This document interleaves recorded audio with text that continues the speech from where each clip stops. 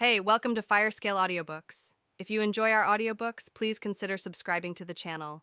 Also, feel free to share your review in the comments section below. I've read previous year's question papers. Felix did not think much of Neo's answer. They reached the examination hall and met with Arthur, who was waiting outside.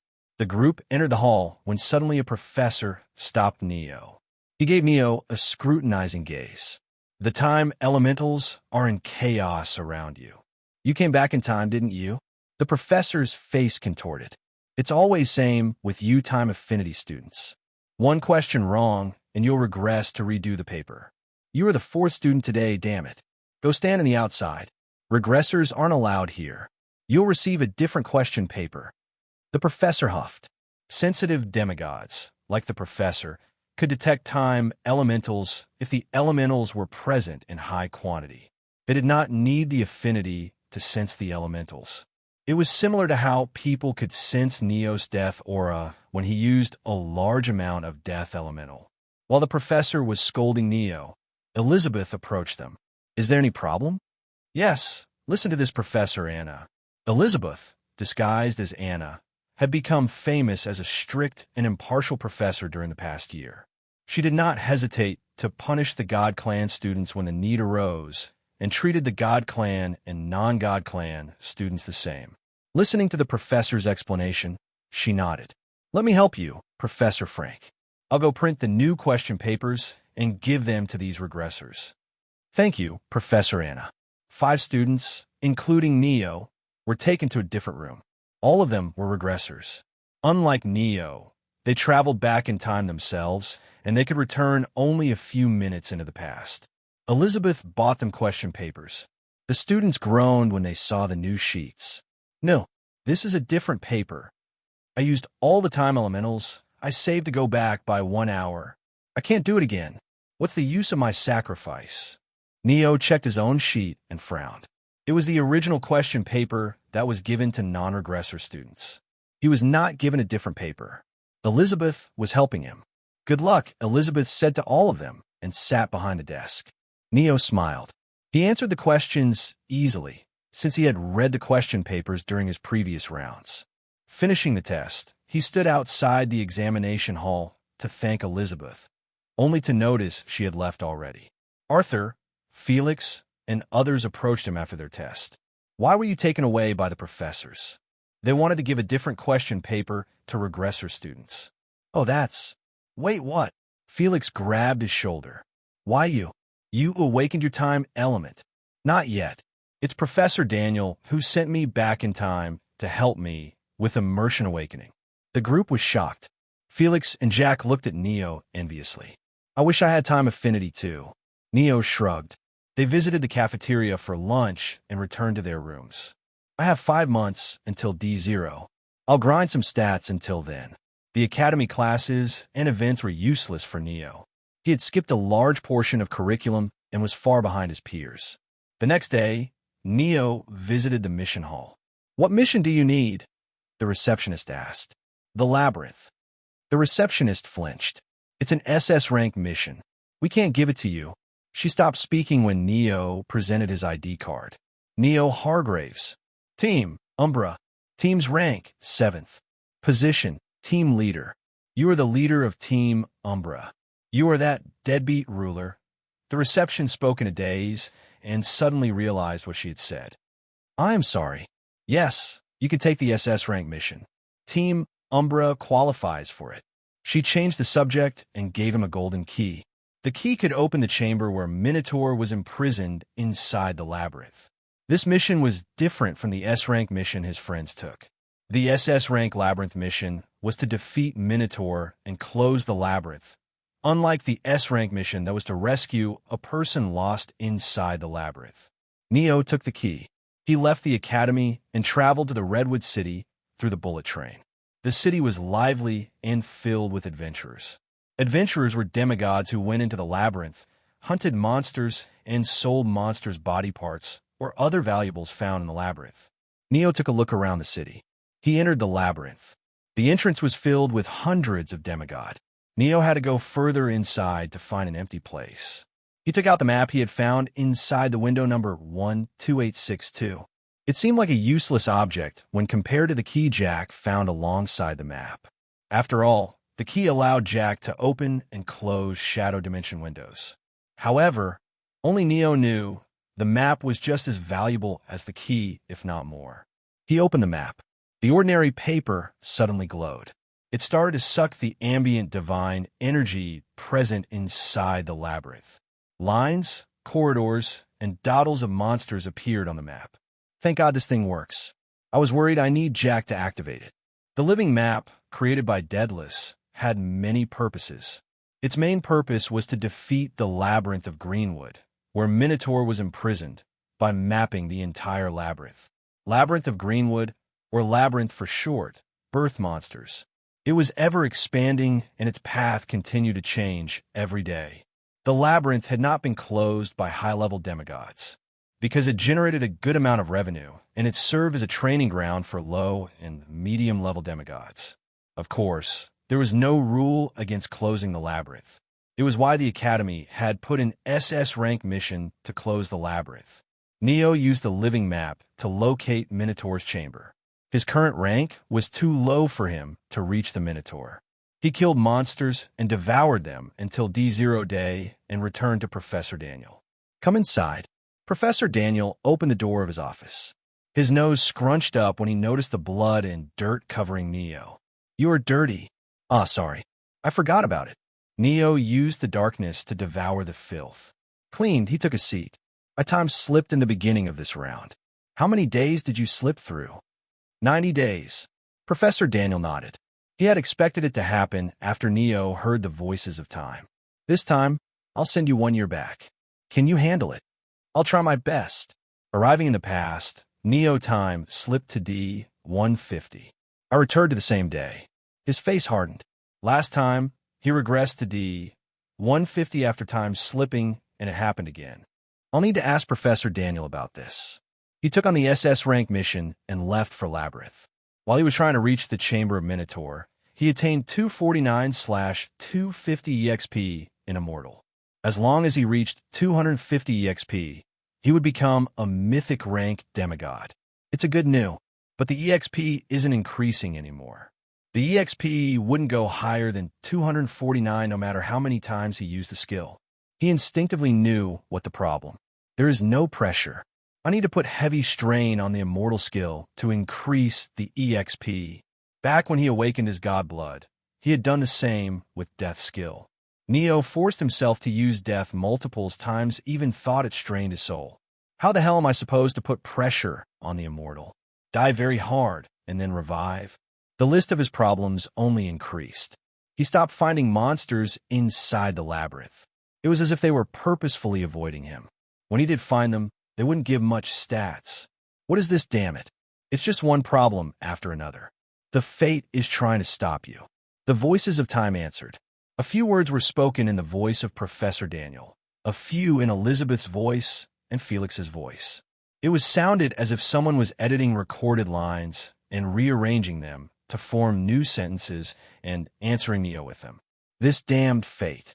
He returned to Professor Daniel. I'll ask him if there's a way out of the fate's machination. Neo doubted Professor Daniel could give him an answer. However, there was no harm in trying. He waited outside Professor Daniel's office at designated time. Professor Daniel did not open the door no matter how much Neo waited. He always opens the door at 5:03 a.m.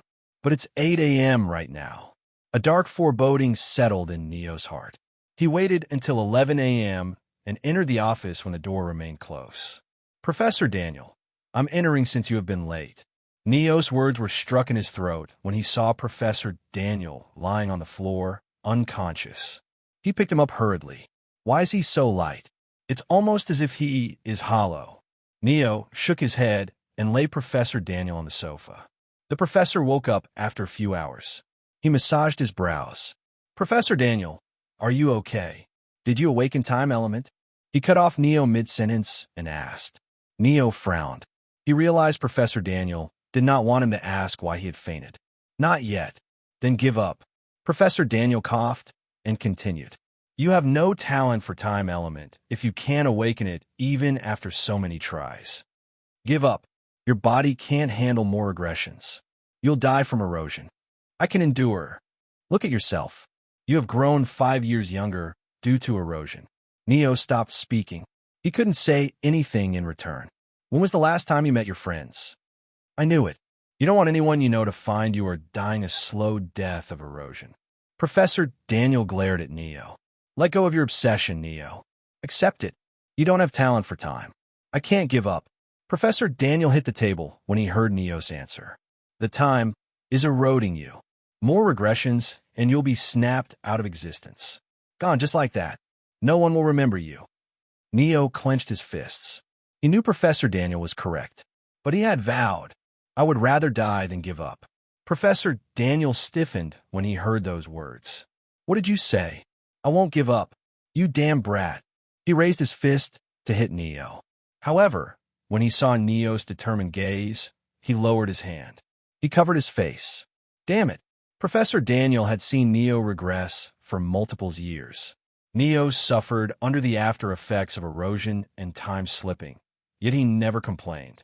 Neo was not going to give up. Professor Daniel knew. 3 more aggressions. If you still can't awaken time after that, I won't help you anymore. Professor Daniel stood up. I don't care if you don't agree. He placed his palm on Neo's back and pushed. Neos arrived back in time. His average date of return varied from D-180 to D-120. He returned to the labyrinth. The number of monsters he encountered in the labyrinth decreased with each regression. Seems like I'll just waste time if I try to search for more monsters. It's time I fought the Minotaur. He reached Minotaur's chamber in the last regression. He wanted to use more regression to strengthen himself to the limit before fighting the Minotaur. However, Professor Daniel's words made it clear. With not much time left, Neo decided to fight Minotaur. He stood in front of the gigantic doors and used the Academy-issued key to open them. The heavy doors screeched. Neo walked towards the Minotaur. The towering Minotaur wielded a colossal mace. It had muscular frame, curved horns, and fierce eyes that were hungry for blood. Minotaur, a monster from the myths, looked more majestic than Neo's had imagined it to be. It looked like a battle-hungry berserker incarnate. In contrast, Neo was thin and pale. His lips were cracked, and his eyes had heavy dark circles. He looked more malnourished than he did when he first arrived in this world. You killed one of my friends. Neo drew his sword. I won't say this revenge. He slowly increased his pace and started to run towards the Minotaur. But be damned ready to die. Neo jumped and slashed. The Minotaur brought down its axe. Red lightning of Neo and blood-red aura of the Minotaur erupted. Their clashes created massive shockwaves. The floor cracked, and the pillars started to break. Suddenly, 2 more hands appeared on Minotaur's back. It used them to deliver an uppercut. The attack threw Neo high in the air and smashed him into the rooftop. Before his body could fall under the effect of gravity, the Minotaur roared. A condensed red ball of energy gathered between its horn and shot towards Neo. Neo used Ocean's embrace and darkness. Black flames materialized around him, and he tried to absorb the attack with them. Another explosion erupted. A giant crater was formed in the rooftop when the Minotaur stopped. Neo fell from the sky. The Minotaur opened its maw and tried to eat the falling Neo when suddenly a shockwave exploded with Neo at its source. The monster staggered back. Caution and surprise appeared within its eyes. Neo, having unsealed his divine energy pool, activated his blessing to the limit. He triggered Essence Breath spell, Ocean's Embrace, and wrapped his blade in thick aura of death and darkness. The Minotaur charged with a deafening roar. Neo dodged the monster's swing and retailed with a quick strike to its ankle. The Minotaur used its mace to block.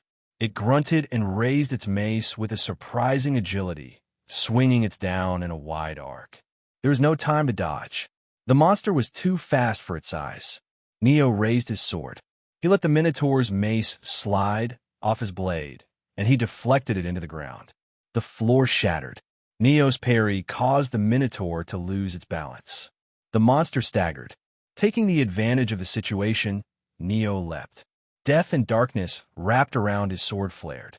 The sword grew in length, and Neo slashed, slicing off the Minotaur's arm with a clean, wide swung. The forearm, which was larger than Neo, fell with a dull thud. Instead of bellowing in pain, Minotaur acted as if it did not feel anything. It moved at calculated coldness and grabbed Neo with its other arm, making Neo realize the Minotaur had baited him by sacrificing its arm. The monster held him in a crushing grip. Neo's bones cracked under the pressure. Blood began to seep from his eyes. He used Necrotic Touch and applied 5 stacks on the Minotaur's fingers. Cracks appeared on its skin. Its hand shattered. Neo, freed, fell from its grasp. He was about to land when the Minotaur, with its 2 last remaining hands, smashed him into the ground. It roared and tried to pick its mace to finish Neo, only to realize it couldn't. The Minotaur looked down and noticed it was missing its hands. At the last second, Neo had attacked instead of defending and sliced them off. "You look better that way." Neo stood up with a cough. He wiped the blood, clouding his vision, and ran towards the Minotaur who had lost all 4 arms. The monster stomped its feet, like an elephant trying to crush an ant, but Neo used his agility to dodge the attacks and climbed its body. He leapt again to reach its head in one go. Neo used the Aura Slash to behead the Minotaur. The Minotaur fell with a resounding thud. Neo stood over the fallen beast, breathless but victorious. He watched the monster dissipate into black smokes. The divine energy of the labyrinth churned. It rushed towards the center of the chamber, and the deafening roar echoed. Minotaur, revived, beat its chest as if to assert dominance. "Of course, you'll revive, you damn fat cow." Just as Neo was about to raise his sword, the Minotaur moved so fast it disappeared from Neo's sight. A giant shadow fell over him. "Fuck!" The Minotaur fell over him, bringing down the mace with the power of gravity and momentum. Neo died, AAD, he had to use Immortal. He clicked his tongue. "I hate using this skill in the battle, but I guess it's fine since we were both cheating." Healed and refreshed, due to the revival, Neo attacked with full power to return the favor. Professor Daniel's office, Demigod Academy. Professor Daniel appeared inside the empty office. He doubled over, coughing blood. He took out his pocket watch with his trembling arms. "I arrived a few weeks earlier." In Neo's words, he had returned to D79. He massaged his brows. "It's getting harder and harder to control the dates." In last round, he was unconscious when he arrived at D0. This time, he tried to arrive earlier because he didn't want to feign in front of Neo. However, D79 was too early. "It's getting harder to control dates?" "Of what?" "Your time's slipping." Professor Daniel snapped his head into the direction of the voice. He saw Charlotte, the principal, flipping through the documents while she sat on his chair. "No need to be surprised. It's quite clear you are going through time slipping." Professor Daniel nodded and took a seat. Charlotte continued. "You are more talented than I thought you would be. It's the first time I've heard someone can control their time slipping." "It's nothing special, Principal. I can barely control it, and my control weakens every time I time slip." "I see." Charlotte threw the documents towards Daniel. The pages slipped across the glass table. They stopped before him. His personal information was written over it. Name, Daniel Selim. Age, unknown. Job, professor. Subject, meditation. Side job, healer. Rank, bloodline. Elemental affinity, time. "Why are you showing this to me, Principal? Your profile is funny. It's missing quite a lot of information." Professor Daniel frowned. He suppressed the after effects of time, slipping, and spoke. "The Academy allows us to keep our privacy. There should be no problem with my missing records. We do allow privacy, but this isn't Academy records. It's the record of all the previous principals. This is all information we have on you." She snapped her fingers. The pages of the documents flipped on their own.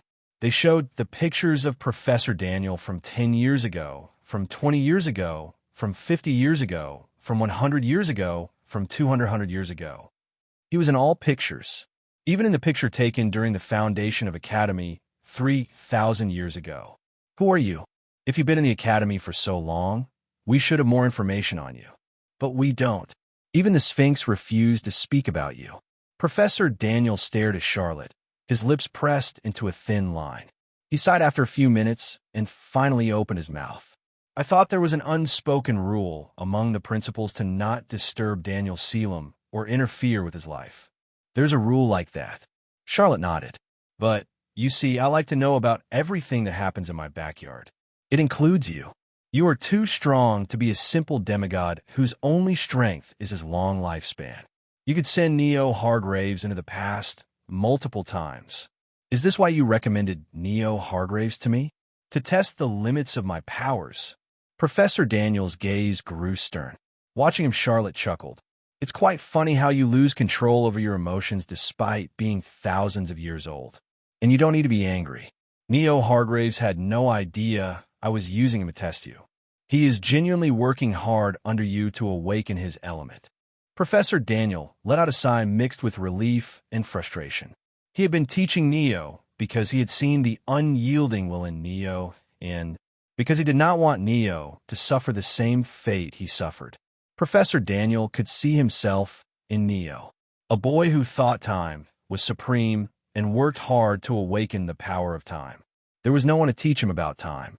After awakening, the boy, drunk on his power of time, abused it and was cursed to suffer the consequences of his actions for all eternity. Why do you want to know about me? If you have any intentions of using my power no need to worry about it. I have no such intentions. Besides, it's clear you can barely control time anymore. Charlotte continued. It terrified Professor Daniel how accurate her guess was. How many times can you repeat the time? Once or twice. After that, you probably won't be able to control your time slipping and end up a few hundred years in the future. Isn't that how you ended up living for 3,000 years? How to know all this? As I said, I can guess. You might have unparalleled mastery of time, but the world has been steadily advancing. We now know a lot more about elements, god blood, and other mythical quantities than we did 3,000 years ago. With so much knowledge, it's easy to hypothesize the limits of your powers. Charlotte's words felt like the slap of cold reality to Daniel. He had been alive for 3,000 years, but he had lived for less than quarter of that. So who are you? I can't answer it unless I know the purpose of your question. Professor Daniel stopped acting oblivious. It's curiosity. Just that. Yes. Professor Daniel thought about her words. In the end, he decided to humor her. I'm the founder of the Academy, though I doubt anyone remembers since I've reset the world too many times. I see. Thank you for answering me. Charlotte stood up. A portal appeared next to her. She spoke to Professor Daniel as she stepped through it. Since I've troubled you, I'll give you good news in exchange. Neo will soon manifest his time element. Chamber of Minotaur, Labyrinth. Condensed red lightning bolts crackled around the chamber in a dance of destruction.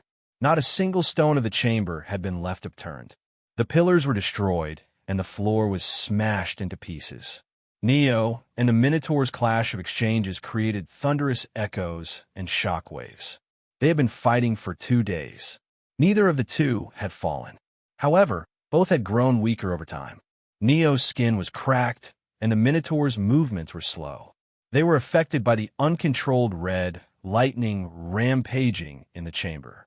Finally, something clicked in Neo's mind. It was the moment Neo had been waiting for. He leapt and sliced off 2 arms of the Minotaur. The monster, having faced the same situation countless times in the past 2 days, ignored the injury and dashed towards Neo. For the first time, Neo used the darkness to trap the Minotaur in the coffin of darkness. The monster was confused when it saw Neo using a new attack. Before it could get over the confusion, Neo picked its sliced-off arms and devoured them. The Minotaur froze. Its eyes turned red, and it let out a rage-filled roar. However, Neo stabbed the sword into its heart before it could attack him. Again, the divine energy of the labyrinth churned, and the monster was revived. Nevertheless, it was missing 2 arms. Seems like your immortality can't keep up anymore. He allowed a cold smirk. Truth be told, Neo's own immortality was at its limit. The amount of death present in the chamber had slowed his process of revival. The red lightning, death, accumulated from the countless deaths of Minotaur, and the death elemental released by him were weakening Minotaur in him. If not for it, Neo would not have been able to devour the Minotaur's arm. This is it. I can feel it. My immortal skill is about to level up. Neo left behind red sparks as he ran towards the Minotaur. The Minotaur, enraged, roared and charged forward. Their weapons clashed. But this time it wasn't an equal exchange. The Minotaur was pushed back. Neo severed its legs before the Minotaur could regain its balance. The monster fell, and Neo kicked its torso hard enough to throw his giant body across the chamber. He devoured its detached legs. The Minotaur charged at him on all fours in a mad fury. However, it was no longer a match for Neo. He finished the battle in a few minutes. The last thing left of Minotaur was its heart. Neo devoured it. Immortal +1. Unique skill Immortal has been mastered. 3 skill evolutions have been unlocked. Please choose carefully. 1. Before Neo could read the notifications, his body stiffened and he fell face first into the ground. He could not move. Damn it, I can't fall here. I don't have any charge of Immortal left. His heartbeats continued to weaken with each passing second. Neo had used too much death in the past 2 days. Skill Evolution. His mind was muddy. I need to choose something. I'll be healed if I rank up. Despite his thoughts, Neo knew it was the end for him. The labyrinth was closing after the Minotaur's death. If he stayed there and tried to rank up, he could be crushed within the labyrinth before his breakthrough completed. And without ranking up, he could not move, let alone escape. Neo was stuck between a hard place and a rock. Sighing, he stared at the roof. Well, at least I killed an immortal being before dying. That's one thing off my to-do list. The ground trembled and the walls started to fall. Just when he thought it was the end of road for him, he heard an unfamiliar voice. It's rare to see you give up. Neo doubted his eyes. I came to help you. Elizabeth stood in front of a silvery portal. Beyond the portal, he could see the puppet maids of the principal. I thought high-ranked demigods were prohibited from entering the labyrinth. That is Master's problem. She will handle it. Elizabeth motioned him over with a flick of her finger. The divine energy in the air wrapped around Neo and picked him up. Let's go. She carried him into the portal. The two appeared in a mansion on a hillside. Elizabeth brought Neo inside the mansion. She entered the biggest room and laid Neo on the bed. Thank you. Neo's voice cracked.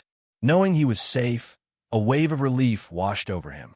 He felt accumulated exhaustion from the past days crash over him at once. His vision blurred. Sleep. Elizabeth gently covered his eyes, urging him to close them. You need to rest. Neo woke up, refreshed. He tried to move when suddenly a sharp pain tore through his body. Where am I? He looked at himself, tucked in a bed in an unfamiliar room, wrapped in bandages and antiseptics, wearing clothes that weren't his. The last thing I remember is I was about to devour the Minotaur's heart. He massaged his brows. The memories returned to him slowly. Was that really Elizabeth? Neo smiled bitterly. He owed her for saving him. Still, how did she know I was there? I don't remember telling her I went to the labyrinth. Neo decided to question her Elizabeth when he met her. He tried to stand and nearly fell when his broken body refused to move. Just then, Neo noticed the piece of paper tucked beneath his pillow. Come down to the mansion's training chamber at 9 p.m. Until then, rest. I guess I don't need to question who wrote this note. The demanding tone is quite clear. He chuckled and sank back into the bed. The battle with Minotaur left him with serious wounds. For one, he could not use his death affinity for a few days. His core had been strained beyond its limit during the battle. With nothing else to do, he called his status. Unique skill Immortal has been mastered. 3 unique skill evolutions unlocked. 3? That's nice. The unique skills gained at mythic rank were different. They were born out of synthesis of his experience and the power of his bloodline. Unlike the previous skills, Death and Immortal, that were unique to his bloodline, the new skills would be his and his alone. He would be the only person to possess them. I hope the roulette is something good. Please choose one. 1. Eternal. Become ageless and gain resistance against status ailments. Plus 10% resistance. 2. Undying Berserker. Continue fighting even after your death. Duration. 24 hours. 3. Transcendence. With each revival, your body and soul grows stronger. Plus 1% boost. Neo reread the skill's description. They're too good. He cannot believe his eyes. Is this a dream? Since when did my damn bloodline give good skills? Eternal made him ageless and gave him resistance against status ailments. There are many types of status ailments: poison, mental corruption, debuffs, and curses.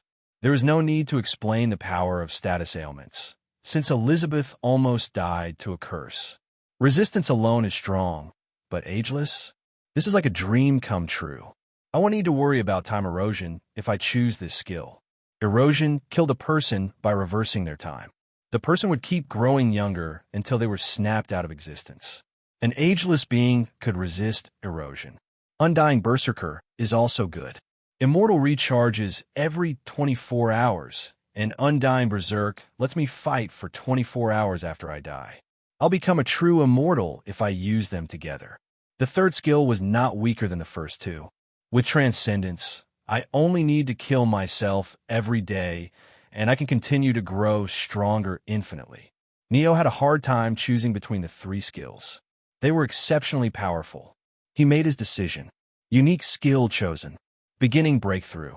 The divine energy around the mansion shifted.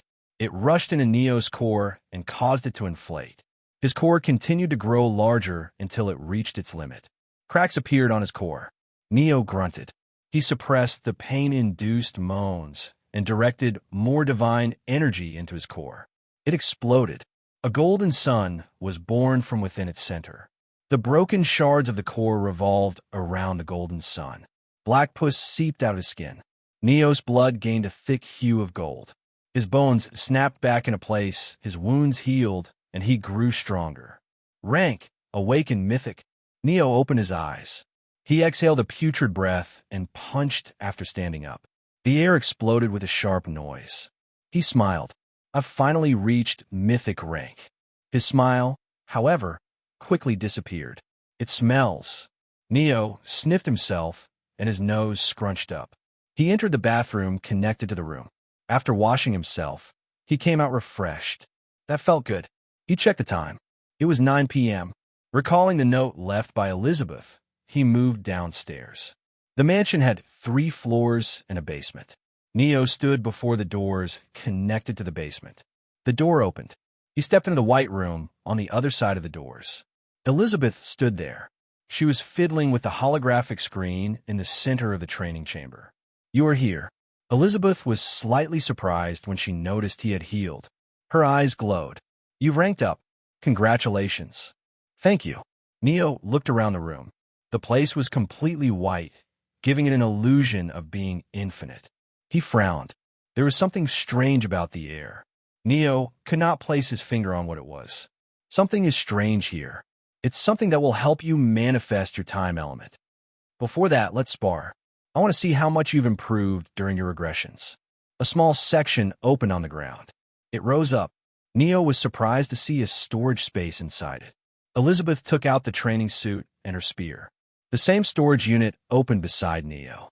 He saw the body-tight suit and decided against it. You are not wearing them. I feel more comfortable in my normal clothes. You'll fight in a pajama and a t-shirt. I don't see why I can't. Elizabeth stared at him for a moment and shook her head.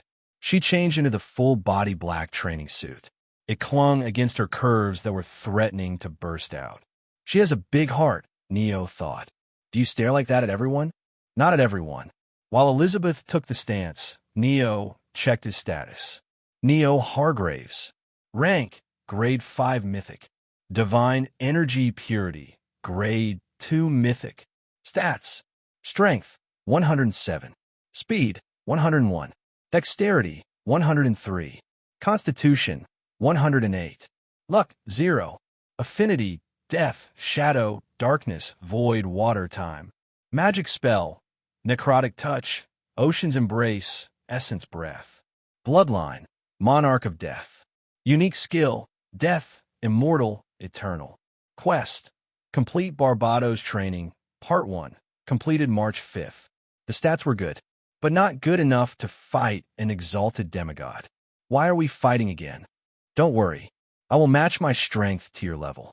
I'm not worried. Your eyes say otherwise. Neo pursed his lips. Am I going to get beaten? Why would I hit you? Because I did some crazy things? Regression until he was about to be erased due to erosion was beyond crazy. Elizabeth decided to be the bigger person and didn't point it out. Neo felt a chill crawl up his spine when the corner of her lips rose. Wait, we should talk it out. Elizabeth disappeared. Neo instantly ducked, and a spear shot through the space where his head had been moments ago. His senses warned him of another incoming attack. He was about to trigger the ocean's embrace when suddenly a fist hit him in the abdomen. The attack knocked the air out of him. All of the divine energy gathered within his core dispersed. Don't use spells or elements. Just fight with your sword. I want to see your techniques. You could have said it first. Neo stabilized his breathing. Elizabeth stabbed the spearhead towards his heart. Instead of dodging, he moved towards her. He raised his left hand to block her attack. His sword was shorter than her spear, but he could attack her if he sacrificed his arm. Elizabeth, not wanting to harm Neo, changed the attack's trajectory at the last second. Neo used the opportunity and slashed towards her neck. The sword passed through her harmlessly. Elizabeth's figure flickered. She burst like a water balloon and drenched Neo. Shit, it's a doppelganger. Neo scanned the room. He couldn't find Elizabeth. The water on the ground shook and transformed into 5 Elizabeths. Neo retreated and put some distance between himself and the doppelgangers. The real one must be hiding among them. Neo's mind raced. I doubt the doppelgangers can have bloodlust. I should be able to sense the real Elizabeth with my death affinity when she releases her bloodlust. Neo stiffened. The bloodlust was coming from all doppelgangers. They attacked him together. Neo cleaved the first Elizabeth into 2 halves. She burst into water, and the water transformed into 2 Elizabeths. His actions only increased her numbers. Which one is the real one? Confused, Neo held himself back from using a big attack.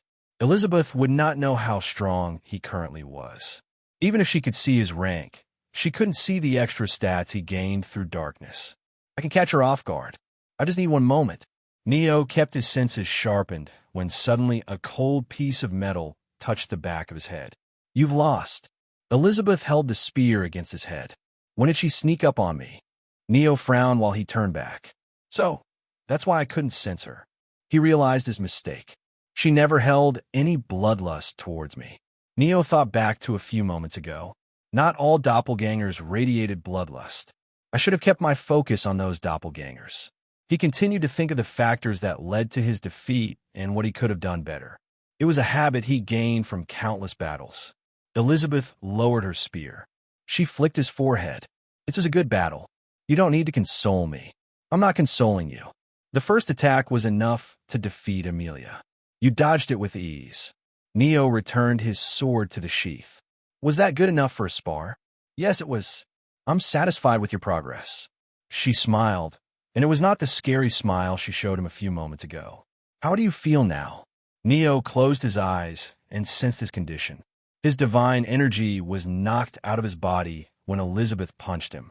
Weirdly enough, he wasn't exhausted even though he barely had any divine energy. This must be the result of one of her spells. I feel strange, Neo answered. I'm recovering my divine energy using the breathing technique. But the air in this room is weird. Whatever is present here is entering my body. Elizabeth flicked her wrist. A small hole appeared on the ground, and a spherical machine flew out of it. Neo could sense the weird particles in the air were coming from a machine. It's an elemental storage unit. Right now, it's emitting time elemental and filling the air with it. The current quantity of time elementals in the room is high enough that a time wielder can sense them. But it's still at a level that someone with no affinity for time cannot sense them. What? Neo's face hardened. If your words are true, doesn't that mean you've awakened time element? That's impossible. I can't control time yet. Elizabeth shook her head. You might have not realized it, but the amount of erosion covering you is enough to kill any mythic ranked demigod. The only reason you are still alive is because you've awakened your time element. Trivia number 3. Neo wasn't not sad or afraid when he was about to die in the labyrinth. It's because he had won the battle against the Minotaur. The victory was more important to him than his life. And since he had already accepted death while mastering his death element, the idea of dying in a battle seemed normal to him. Neo stared at her, unable to believe her words. The reason you can't control time is because you haven't manifested it. A thin stream of water materialized around Elizabeth. It circled her in a loop. Death manifests as red lightning. What do you think time manifests as? River. Neo answered while staring at the water stream. Time flows just like water. That's how most people imagine time. It's not what I want to know. I'm asking what image according to you suits time. Neo did not understand what Elizabeth was trying to say. Unlike most elements, time has no fixed shape. There are some time wielders who manifest time as sand, and some as lightning. It's their image of time. Neo understood her a little bit after the explanation. He recalled that, before his first regression, Professor Daniel asked him if he had water element. Did he ask that question because he wanted to know if I could associate time with the image of water? Neo felt his guess was correct. Professor Daniel didn't teach you about this because he was probably unaware of the concept of manifestation. It's a relatively new theory of elemental awakening. Elizabeth explained. After elemental awakening came elemental manifestation. Most elements had fixed forms. Fire as flames, water as water. Time was different. It had no fixed shape. People needed to give a shape to it. Most time wielders followed the teachings of Kronos and manifested time as a river. After the explanation, Elizabeth stared at Neo. What do you think of time as? It was a etherical question. Elizabeth didn't believe Neo could answer her question now. Associating time with an image could take months or years. Neo was too inexperienced. Elizabeth frowned. The time elementals present in the air churned. They gathered around Neo as if he was the eye of a storm and entered his body. He is manifesting already. She couldn't believe her eyes. Neo sensed the time elementals entering his core. Since his core was emptied by Elizabeth, he had easier time absorbing time-infused divine energy. What is time for me? Neo thought about Elizabeth's words. He closed his eyes and recalled the years he spent while regressing. It was a long time. However, the meaning of time didn't come from those years for him. They were long, but compared to the eons he spent in the fourth vision of the Sphinx, they were short. Time is an unending eternity. In the fourth vision, he was forced to live for billions of years while he trapped in a body he couldn't control. He had wanted to kill himself. He had raged, cried, begged to the gods, to the Akashic records, to save him, to let him die, but nothing gave him the salvation he wanted. He had lived for eons against his wish. He continued to float in that void where countless bugs tried to eat him. It was hell. It was despair. The storm of time elementals rushing into Neo's body shook the mansion. Neo was the center of the storm. The elementals caused the floor to age at an accelerated pace. The training room was decaying. How is he fine after absorbing so much time? Elizabeth never saw anything similar before. It's like he is devouring time. The thick amount of time elementals entering Neo's started to make him age. He grew older and older. His body reached the physical age he was before he was eroded by the regressions. Just when Elizabeth thought he would continue to grow older, his body stopped maturing. Time couldn't accelerate his age anymore. Agelessness? Is that one of his bloodline skill? She watched in amazement as every last bit of time elemental entered Neo's body. He opened his eyes. His gaze carried a profound aura. Have you manifested time? She asked cautiously. Neo smiled. He opened his palm and showed her the caterpillar in his hand. What is that? A worm. It's my manifestation of time. Time was the synonym of despair for Neo. It was an unreckonable force. When he thought of an image to associate time with, the maggots came into his mind. They were his only companion in the unending eternity. He despised them. He was thankful to them. That's a unique form. Elizabeth knew Neo would manifest a unique form of time. But a caterpillar? It was a first in history. What can it do? Elizabeth questioned. Different manifestation of time have different abilities and weakness. The river manifestation makes it easier to regress, but the time wielder becomes prone to time slipping. The sand manifestation can stop time more easily than river manifestation. However, it doesn't work if their opponent has same or higher elemental mastery in any element, as they have in time element. Elizabeth pointed at the caterpillar. What can your time do? Neo tried to wake up the caterpillar. The green thing opened one of its eyes, stared at him, scoffed, and returned to sleep. Did it just insult me? Neo's eyebrow twitched. I can't control it. For now. Seems like it has its own ego, Elizabeth spoke. She became more confused when she saw Neo's manifestation of time act on its own. Neo tried to make it do something, anything, but the lazy worm refused to move. It's quite whimsical. He smiled. Congratulations, you've completed your awakening. Thank you. Silence. The two stared at each other. Elizabeth spoke first. What will you do now? Will you regress again? Or will you keep living here? Neo pursed his lips. He was fine without regressing. Although he never complained, he hated regressions. They erased the relationships he had with people. It was why he stopped meeting his friends and entered Labyrinth as soon as he regressed. He would return to the past despite his qualms about regression. He had left too many things unattended. Elizabeth spoke before he could answer her. It's the right decision. Don't blame yourself too much for it. Neo bit his lips. He could nod and move forward, but he forced the words out of his mouth. Why are you so calm? You'll forget everything that happened, even this moment. Once I regress, all the choices you've made in the past month will become meaningless. Neo. Her voice cut through his rambling. Why weren't you sad when you were about to die in the labyrinth? Neo didn't understand the intent behind her question. He answered nonetheless. Because death isn't something to be afraid of. I've accepted it when I decided to master the element of death. If I die, I die. That's all, he said. The same if true for time. If you want to master it, you have to accept it. Elizabeth added, you can't keep dwelling on small matters, wondering if others will be negatively affected when you regress. There's nothing wrong with using your powers, the powers you've worked hard to gain, for your choices. Neo clenched his fist. Elizabeth could tell Neo had a hard time accepting her answer. She stepped closer to him and hugged him awkwardly. The tip of her ears turned red. Making sure Neo couldn't see her face, she spoke. You don't need to worry about me. As long as you are happy, that's enough for me. She smiled. You are just as important as Amelia to me. I'd rather see you use your abilities for yourself than waste them because of me. Now go. I'm sure you have things left to do in the past. Elizabeth let go of him and stepped back. Right on cue, a silvery portal appeared inside the mansion.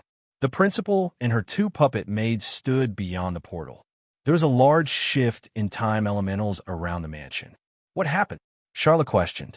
Neo manifested time. Already, Elizabeth nodded. Charlotte stared at him with a deep gaze.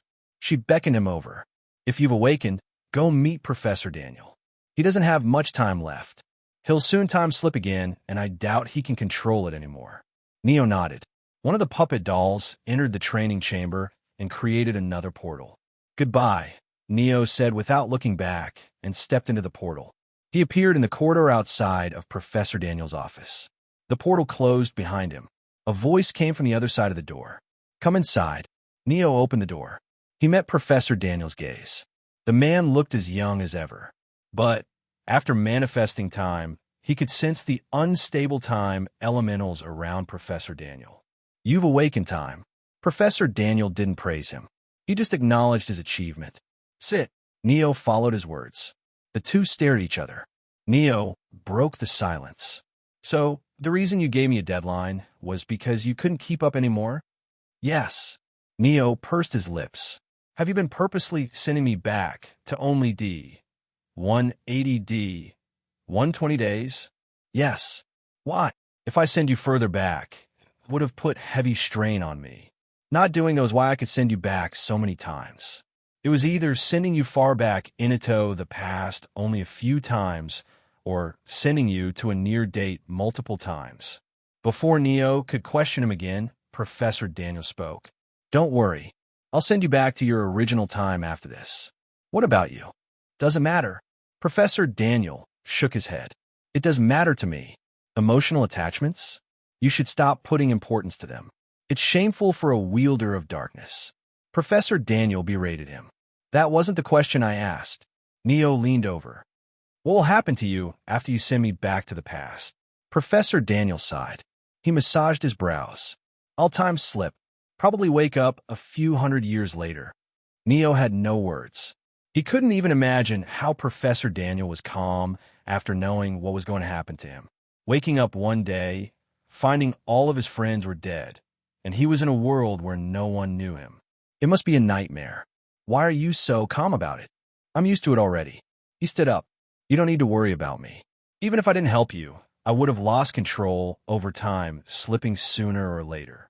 It always happens. Neo's expression didn't change. Professor Daniel sighed and added, I'll regain control over my time slipping after a few hundred years. Just stop worrying about me. He stood behind Neo. Neo Hargraves, you're the 5th person I've taken in as my student. I might have needed others' help in awakening your element, but I'm still your master. Do you accept it? I do. Good. A smile replaced his usual stern expression. Even if no one's remembered the struggles you've gone through during your regressions, I do. I can assure you, your will to continue forward is unmatched. You might not be the most talented student I had, but I've never seen someone with a more indomitable spirit. I'm proud of you, Neo. He hovered his hand behind Neo's nape. Divine energy flowed through his fingers into Neo. It crawled over his back, burning his skin, and drew the pattern of a dragon biting its tail, forming a loop. Neo frowned. What did you do? You'll know when the time comes. Professor Daniel stopped infusing Neo with his divine energy. He wiped his sweat and placed his hand over Neo's head. This might be the last time we'll meet. As a parting gift, I'll read your future. Do you want me to do it? Why are you even asking about this? Because some people hate knowing their future. They think predicting it will set it in the stone. Professor Daniel closed his eyes. His iris glowed behind the eyelids. After a minute, he snapped them open. Tired, he was breathing heavily. What did you see, Professor? Professor Daniel flinched when he heard Neo's voice. He opened his mouth and closed it, unable to form words. Professor? Are you okay? Neo turned around and stared at him with concerned gaze. Watching Neo like this calmed Professor Daniel. I'm fine. He wiped the sweat from his forehead. What did you see? Instead of answering him, he placed his hand on Neo's back. His gaze carried slight fear. Professor Daniel pushed. Goodbye, Neo. Neo felt a massive stream of time elementals smash into him. He was thrown across time. The force of time elementals trying to pull him increased the further he went. Despite being ageless, his body started to grow younger. It was a slow process, almost minuscule, but he was aging. If it was someone else, they would have been eroded a few times by now. Just when the force of time was staring to become unbearable, Neo sensed something move within his clothes. The green caterpillar came out of his collar, as if it was dragging itself out. It yawned. The time elementals trying to drown Neo suddenly started to flow towards the caterpillar. They entered its mouth. The pressure over Neo lightened. The caterpillar closed its mouth and returned to sleep after a few seconds. Neo felt a shift, and he appeared in a massive hall. Sir, what rank do you want to opt for? He looked at the woman and turned his gaze towards the students in the hall. This is the beginning of the ranking tournament. Suddenly, a massive flow of time elementals hit Neo. He tried to hold on to time. The caterpillar had reduced the pressure. However, it was still huge. He, struggling to stop himself from time slipping, had to let go of the limits he constantly placed over himself. The divine energy pool, unsealed, started to suck divine energy from air greedily, and the auras he always suppressed burst out. The students in the hall fell to their knees. Some of them fainted. Not even the proctors were left unscathed. Neo realized he had to suppress his aura. The shift in focus caused him to let go of his hold over time. Neo slipped. He appeared on a mountaintop. Your divine energy purity is higher than mine, Morgan said. That's why you are sturdy. Her frown worsened. I time-slipped to the battle between me and Morgan during the ranking competition. Neo saw Morgan glaring at him. She really wasn't taking me seriously back then. Although it looked she was angry, she had no intention to fight seriously. Her muscles were relaxed. Her stance was incomplete. Her breathing was stable. There is no shield that won't break. Morgan's eyes widened. She swiftly retreated and took a proper stance. Just like Neo could guess her strength at a glance, she could too. Her senses were going off like an alarm. They warned her of the one in front of her. Morgan, invincible. Golden lightning crackled around her. She disappeared and reappeared before Neo in a split second. Her sword moved towards his shoulder. Neo felt like he was seeing her move in slow motion. He stepped closer to her. How can he move faster than me? Morgan's eyes widened. Before she could react, Neo's fist dug into her abdomen. The blow sent her rolling away. She coughed uncontrollably, having the air knocked out of her. Neo, intending to end the battle, moved towards her when suddenly the force of time returned. It hit him. He could barely muster any protest before he slipped again. Neo appeared on a stage. He looked around. This is the ceremony that happened after the ranking competition. I cursed at all the students back then, didn't I? Neo could feel time coming for him. He would slip again. While waiting for time, he noticed the gazes of students were different. Unlike last time, where they looked at him as if he was a fraud, they stared at him in awe, fear, and respect. The past changed. They're respecting me now because they saw me overpower Morgan with a single punch. After he time-slipped and left the battle, Neo was sure that past him would be beaten by Morgan. But the fact remained he pushed her back while she was using Invincible. Time-slipping. Neo stood in a dark, broken world. Arthur's shadow beheaded Christian and rushed towards Neo. It was an opportunity. Neo could save others. I need to take the shadow down before I time-slip again. His body reacted in a split second. Arthur's shadow, powered by mimicked Invincible, stabbed the dagger towards his heart. Neo dodged the attack with ease. He grabbed the shadow's head and bashed it into the ground. I can see you did not defeat my shadow through a stroke of coincidence. Lucas, covered in golden lightning, stared down at Neo. Neo stared at his surroundings. I time-slipped again. He pursed his lips. Was that enough to defeat Arthur's shadow? It was only a single attack, but I put my all into it. You don't look surprised by my betrayal, Lucas said. His words snapped Neo out of his thoughts. He teleported behind Neo with a small smile. Just when the sword was about to pierce Neo's neck, Neo casually struck backward with the back of his hand. The backhand slap made Lucas' neck nearly snap. He flew back, breaking through dozens of walls, and crashed. Lucas was covered in blood. A single attack shattered his invincible skill. Before he could escape, Neo appeared above him and stomped. His ribs broke, and he coughed a mouthful of blood. Despite being heavily injured, Lucas' smile remained. Were you always hiding your strength? How many people died in the mission? Lucas stared at Neo, confused. Why are you asking that? He could sense the thick amount of unknown elementals around Neo. Coupled with the fact Neo suddenly became strong and his fighting style changed, it was clear why he was asking the question. Regression? Lucas smiled. That's a trick I haven't seen in a long time. Lucas puked another mouthful of blood when Neo increased the strength behind his leg. The force made his ribs snap. Answer the question. Should I? Lucas continued to smile. Unfortunately for you, this pain is like a tickle compared to the training we have in my clan. His smile irritated Neo.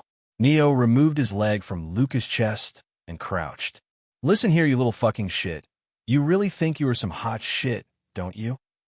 Then again, I shouldn't have expected anything from a dumbass who is planning on betraying Zeus clan.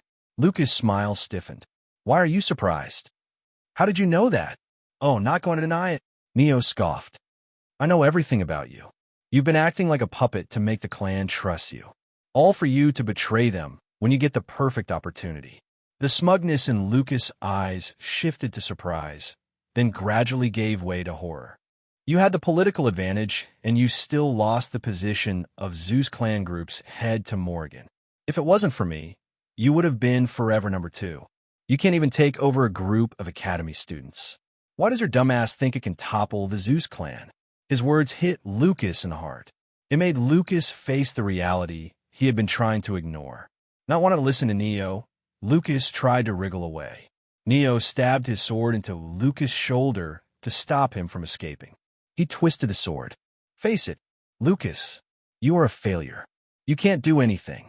You are a kid, throwing a tantrum, who is deluding himself into thinking he can defeat the invincible clan. Neo stared down at him with cold eyes. Why are you getting angry? Smile like you always do. Lucas glared at him with intense hatred. Neo time slipped. He arrived in a long corridor and clicked his tongue. It was getting fun. Neo looked around and checked the device.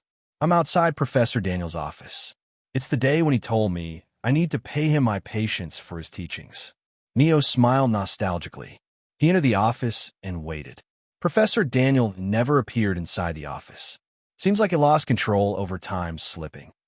Although Professor Daniel never said it, Neo was sure he had not made Neo wait for 2 years on purpose. He had time slip probably. It must be why Professor Daniel was shocked when he saw Neo waiting outside his office after 2 years. Fuck, I hate this feeling. Neo stared at the roof. His mind wandered. He wanted to know if his past actions saved Leonora and others. However, he did not take out his device.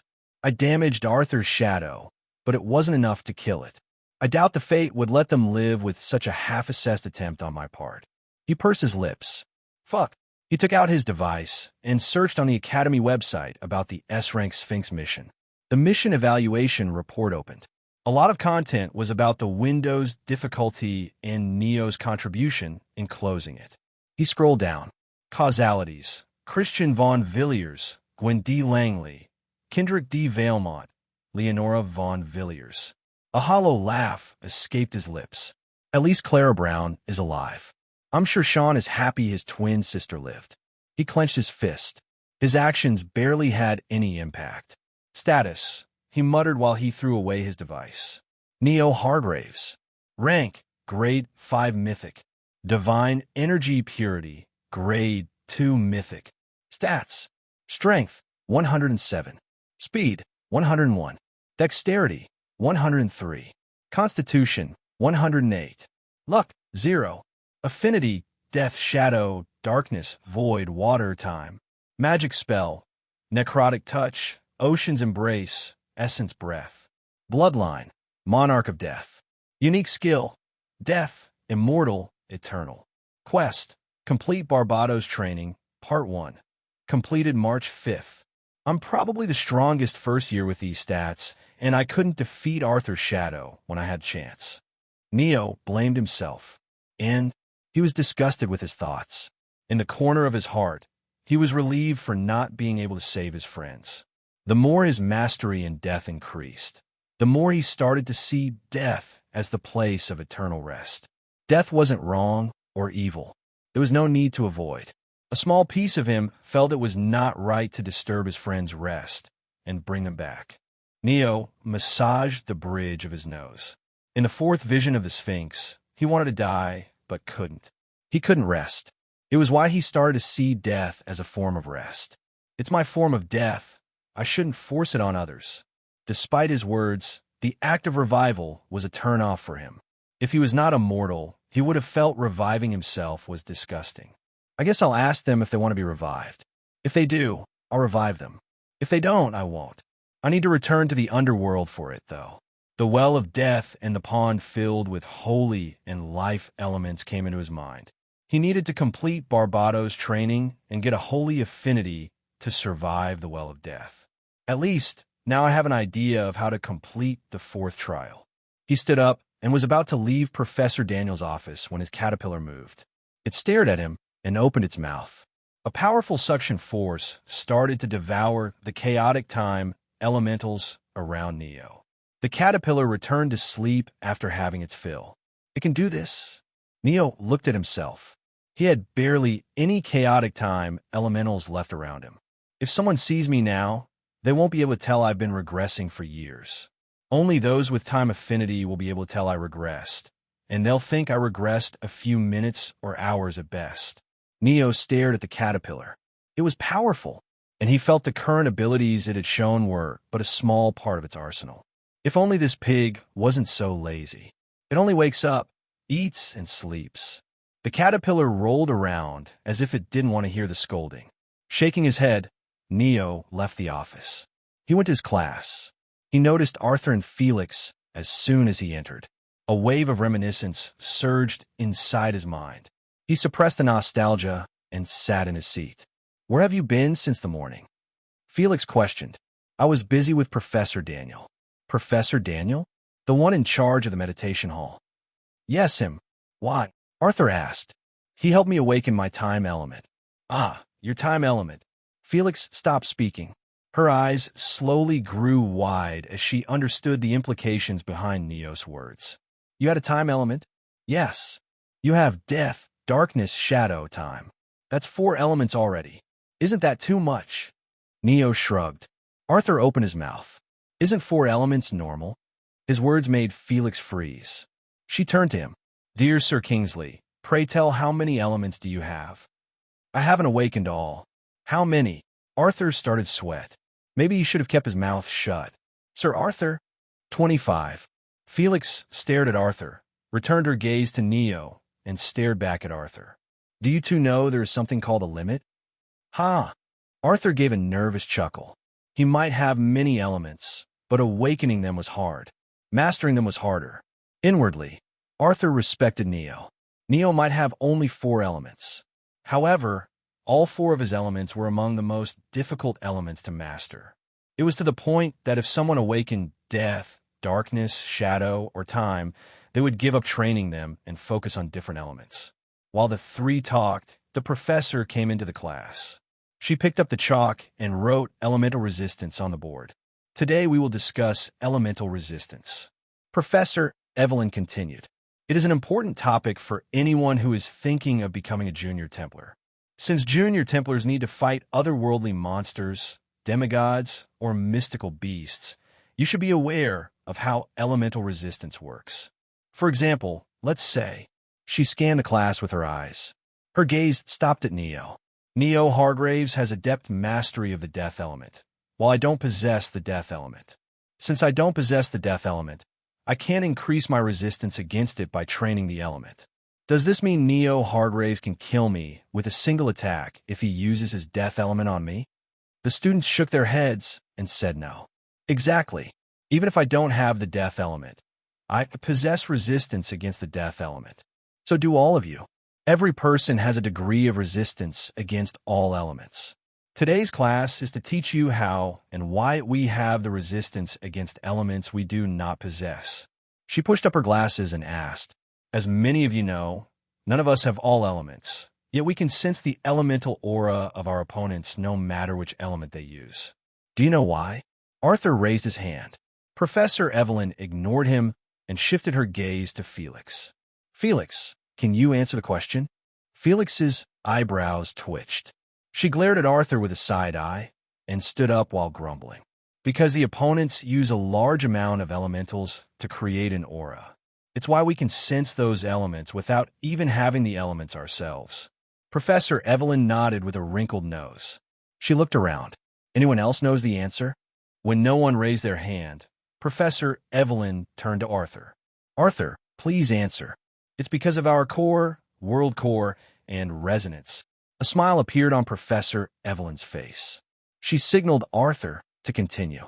"The world is a living being like us, and, similarly, it has a core. We call it the world core. The world has all elements, and since every person's root belongs to the world, it triggers a phenomenon known as resonance between our core and the world core. Resonance allows us to gain partial elemental affinity of all elements." Arthur explained. The smile on Professor Evelyn's face became brighter with each word he spoke. "Thanks to it, although we still can't use the affinities other than the ones we were born with, we can sense all elementals." "Perfect!" Professor Evelyn clapped. She was so excited it looked like she had watched a spectacular dance performance. "That's the perfect answer." Today's topic, elemental resistance, is related to resonance. Let's say Arthur here has lightning affinity. The higher his mastery is in lightning affinity. The more resistance he has to lightning. This proves that for the element we possess, mastery is equal to resistance. The students continued to take notes during the lecture. The ones belonging to the non-god clans were frantically writing, while those from god clans were relaxed. They had already been taught about this. What about the other elemental affinities? We have resistance against them thanks to resonance. But does this mean we can't increase those resistances? No, that's wrong. It is possible to increase the resistance for the partial elemental affinities. Professor Evelyn wrote 3 big letters on the blackboard with the chalk. H. The older you are, the higher your resonance with the world core. As resonance increases, so does the resistance for the partial elemental affinities we gain through the world core. Professor Evelyn returned the chalk to the compartment below the blackboard. This is why, if your opponent is old, just retreat. There's a high chance your spells and aura attacks won't work against them. She added, on a side note, make sure you know at least one weapon technique and have a few self-buff spells. If you can't defeat your opponents through spells or aura attacks, you'll need to resort to physical attacks. If your opponent is old, they might have high elemental resistance, but they will be physically weak due to having grown well old. The lecture continued for a few more minutes. Professor Evelyn explained more about partial elemental affinities and resistance through more examples. She recommended a few self-buff spells and some weapon techniques. The class ended without any incident. Neo, Arthur, and Felix visited the cafeteria for lunch. Arthur, don't you get bored of these lessons? It's clear you know everything, Felix questioned while munching on her food. She had been pissed off after class. Arthur had to promise her he'd teach her a few weapon techniques to calm her mood. No, the classes help me revise everything. Besides, after coming down the mountain, I found out a lot of things were different than I imagined. I can confirm the knowledge I was taught about the mystical quantities is correct through the classes, Arthur answered. Who even taught you all that? Arthur suddenly became silent. Felix sensed the shift in his emotions. It's fine if you don't want to answer. I shouldn't have asked about a sensitive topic. My grandfather. He raised me and taught me everything I know. I loved everything he taught me. It was fun to understand how the world and the elementals worked. Fighting with him, learning weapon techniques, everything made me happy. I never told him that, though. I used to act like I hated him for keeping me locked up on the mountain and forcing me to learn about the mystical quantities. Arthur's eyes became distant as he reminisced. I really should have told him I loved him. Felix patted his back. The mood became heavy. Arthur wiped the tears that threatened to overflow and laughed. Well, I still hate him for those burnt chicken legs. He sucked at cooking. Huh, chicken legs? He could make such an easy dish. Felix took the cue, understanding Arthur wanted to shift topics. Yes, I won't lie. Until I tasted the chicken legs prepared by Nathan, I used to think they were horrible and hated the dish. Felix laughed. The two joked while Neo added a few words to their conversation every few minutes. After lunch, the 3 prepared to leave. Do you 2 have any class now? I have the dagger weapon elective, Arthur asked. I have the firearm elective, Felix answered. They turned to Neo. What about you? My elective isn't today. Don't you have etiquette class? Felix interjected. Neo pursed his lips. I'm skipping it. Oh. Is it because etiquette class grades aren't counted in the final evaluation? Neo nodded. Quite a few people skipped that class. Arthur and Felix left. Neo, alone, decided to give the student council office a visit. Reaching the place, he entered the mansion, the gathering place of student council members, and knocked. Ophelia, the treasurer of the student council, opened the door. You're early. She smiled. Come inside. The place was lit with bright lights and had expensive paintings hung on the walls. Neo followed Ophelia and sat on the sofas in the living hall. Where is Senior Amelia? I was told she would help me learn my tasks for the student council. Something came up suddenly. She's busy with it. I'll brief you about your job at her place. Neo nodded. How strange. Last time Amelia came to find me in the evening on this very day. Did the events change due to fate's interference? Or was Amelia so worried about me that she left her task back then? He kept his thoughts to himself and listened to Ophelia's explanation. You're a member of the disciplinary committee under the student council. Your job is simple. Stop the fights between students when they break out in public places. Other than that, you'll be called when we carry out surprise raids on dorms. Raids? Yes, raids. Ophelia responded, wondering whether to be direct with Neo. She decided to be honest. There have been cases of students getting high on magical drugs and performing rituals. Last year, a student with darkness affinity summoned a horde of monsters from the underworld. She scratched her cheek.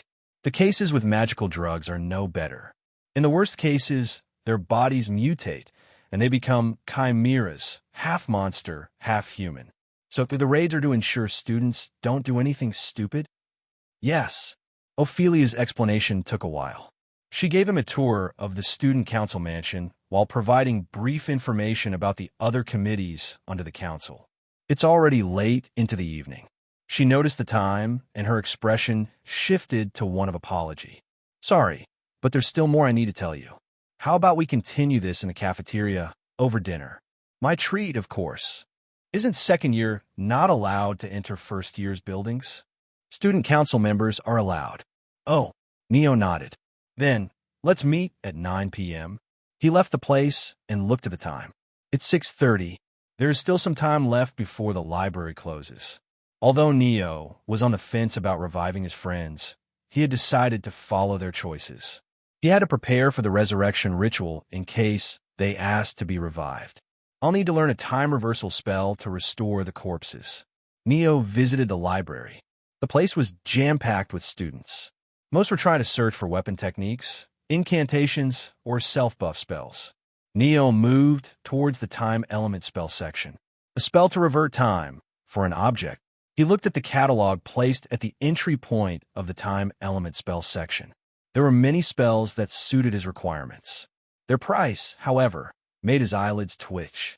The cheapest one is Rewind Enchantment, a resonance rank spell that costs 1,000 credits. He took out his device and checked the balance. Credit balance, 729. 500 credits came from student council, while the other 100 came from an S-rank mission. I would have only 229 credits without them. Neo clicked his tongue. It's too low. I need to grind quests for a few weeks. Neo left the library. He visited the mission hall. After selecting a few missions, he went up to the mission distributor. Sorry, sir, you can't choose these missions. To choose a C-rank mission and above, your team needs to have 5 active members at the minimum. Unfortunately, you have only 3 active members right now. Neo pursed his lips. He forgot such a basic detail since he always left the team handling tasks to Jack and never bothered with them himself. He left the mission hall. 2 more members. Should I just take some randoms? Quite a few non-God clan students had yet to join teams. They were waiting for the second semester to begin. In second semester, the student ranks would be rearranged, and they would get a higher chance of joining a better team as long as they could improve their rank. He entered the cafeteria. As he stepped into the building, his eyes searched for Ophelia, only to find Morgan. She was eating breads. Unsurprisingly, her plate was filled with a lot of them. I want her, Neo decided. He went towards her and sat in front of her. Morgan's face soured. She ignored him and focused on her plate. You should eat high-calorie food to restore your energy instead of eating this cheap bread in large quantities. I bet half of the students call you glutton. Morgan froze. She raised her eyes and glared at him. I'm just saying the truth. Neo shrugged. She clicked her tongue and started munching down on the bread. Is it because you don't have credits to buy proper food? You can join my team. Will you please stop talking? It's annoying. While the two talked, Ophelia entered the cafeteria. She noticed Neo and approached him. Her eyes shined when she saw Morgan next to him. Miss Morgan, I'm a big fan. Can you please give me your autograph? She took out a small diary and a pen. Morgan's brows creased. She alternated her gaze between Neo and Ophelia, wondering if they were being annoying on purpose. Before she could refuse, Ophelia took a seat and called for the waiter. She ordered something for herself, then turned to Neo and Morgan. What will you two have? After Neo said his order, Ophelia waited for Morgan. What about you, Morgan? Me? Yes. I'll treat you too since you were here with Neo. Morgan realized Ophelia mistook her for Neo's friend. I'm not with Neo. He sat there without my permission. It's fine. No need to be shy about it. Ophelia chuckled. Clearly, she misunderstood Neo and Morgan as friends. Ma'am, the order? The waiter hurried them. Ophelia stared at her, asking her for what she would eat. Morgan gulped and gave up on clearing the misunderstanding. I'll take. She named a few dishes. Neo had to hold himself back from laughing. Ophelia didn't understand why he was acting like that. However, Morgan glared daggers at him. The food arrived. Before they ate, Morgan opened her mouth. The autograph. What do you need it? Oh, I thought I wouldn't get one. Thank you. Ophelia's expression brightened. She looked like a baby chick who was being fed by its mother. Morgan signed the autograph. The three ate while Ophelia acted as the icebreaker. She explained about student council tasks to Neo. Is it okay for me to hear about them? Morgan questioned. I was told student council doesn't like students sticking their nose in their jobs. It's fine since you'll join the student council next semester. Ophelia took it for granted that Morgan would try to join the student council. Morgan's brow furrowed. She nodded but didn't say anything. While the three talked, Ophelia asked the question she had been meaning to ask since the beginning. Why were you two together, though? I thought you would be either with all of your friends or alone. But just the two of you? No. I was asking her to join my team. Morgan and Neo spoke together. They didn't want any wrong rumors to spread. Realizing they had spoken at once, they looked at each other. Morgan clicked her tongue and shifted her focus on her salivating palate. Ophelia chuckled at their reactions. She opened her mouth. Did you refuse him, Morgan? Yes. I feel I'm better alone than in a team. Even though you have been staying afloat on breads. Morgan stiffened. You knew. Everyone knows. Her words made Morgan's ears and cheeks turn beet red. It's fine. I'm not saying you should join a team. But, there are a lot of teams that would kill to have you among them. How about using that? Ophelia let out an exaggerated, crafty smile. Neo was exasperated since he understood Ophelia's hint. She's telling you to make a bet with students. He explained. Something like, if you win, they'll treat you to whatever you want to eat, and if they win, you'll join their team. Despite his words, Neo didn't think Morgan would agree. She is the future war empress. Even if she's a glutton, she wouldn't sacrifice her dignity. It's a good idea. I'm sorry, what? It's a duel with equal exchange. I get what I want, and they get what they want. Her face said she wasn't ashamed. If anything, she looked proud. You'll make the bet with Neo? Ophelia interjected. Morgan nodded after thinking for a bit. We can do that. Neo was shocked. His surprise only increased when Ophelia gave him a thumbs up below the table, hidden from Morgan's eyes. Did she just trick Morgan so that I could have her join my team? Neo stared at the rabbit-like, innocent face of Ophelia. He decided to be on his toes around her. Shifting his focus, he turned to Morgan. What kind of duel will we have? Food duel. We'll decide the winner by who can eat more. If you win, I'll join your team. If I win, you'll pay for everything we ate. Who will pay if you lose? Ophelia spoke before Morgan. Since today is my treat, I'll pay for the food. You two can have a duel without worrying about the cost. Thank you, senior. Morgan stared at Ophelia with respect and admiration. Neo, on the side, was almost unable to watch how naive Morgan was. He shook his head. I should be thankful to Ophelia. Morgan is now talking to me at least. What should we order? Dessert. Morgan licked her lips. Pancakes. They ordered 5 pancakes each. Both of them finished it in a few seconds. As a demigod, they had high metabolism. The normal dishes could not fulfill their nutritional needs. The pancakes were normal. Hence, they could eat dozens without feeling anything. It took Neo 3 rounds of orders to start feeling stuffy. Morgan looked at him with a smug gaze. She continued to eat pancakes like she was drinking water. No way I can win against that. Neo was beginning to feel bloated. But I'm not giving up. He used darkness inside his mouth to devour the pancakes. Morgan noticed it easily. Instead of complaining, she used her physical strength to squeeze pancakes into mini-sized balls and ate them. Their duel attracted a lot of attention. It wasn't long before the cafeteria was filled with cheering and shouts. Most of them were supporting Morgan, since in their eyes Neo was cheating a bit too much by using darkness. Neo noticed Felix, Arthur, Jack, Mars, and Nathan in the crowd. Jack, on the verge of tears, was rolling while laughing his heart out. Felix was recording his video. It was their future blackmail material. Neo ignored them. It didn't take long for Neo to notice something was amiss. At the rate they were going, he felt Morgan might outlast him. How the hell is she doing that? Neo spread his senses and focused. He noticed Morgan's lightning elemental energy spiking up every few seconds. He understood what was happening. This crazy glutton.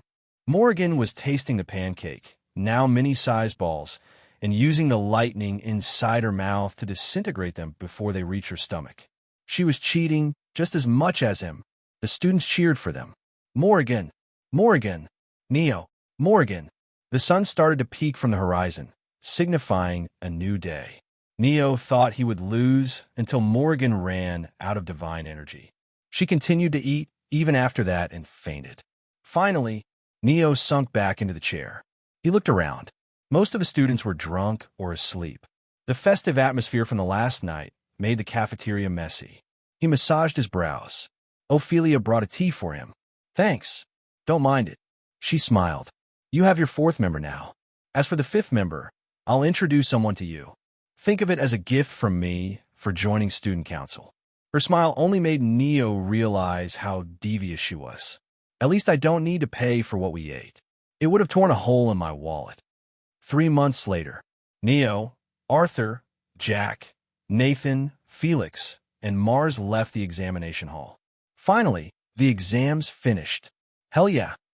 Jack threw the question paper into the air with a maniacal laughter. He had deep circles below his eyes. Ha ha ha. Take this, Professor Jerome. I'm definitely not failing. Jack, having fried his brain from cramming, continued to shout gibberish. They walked towards the Seraphim Hall to pack their luggage.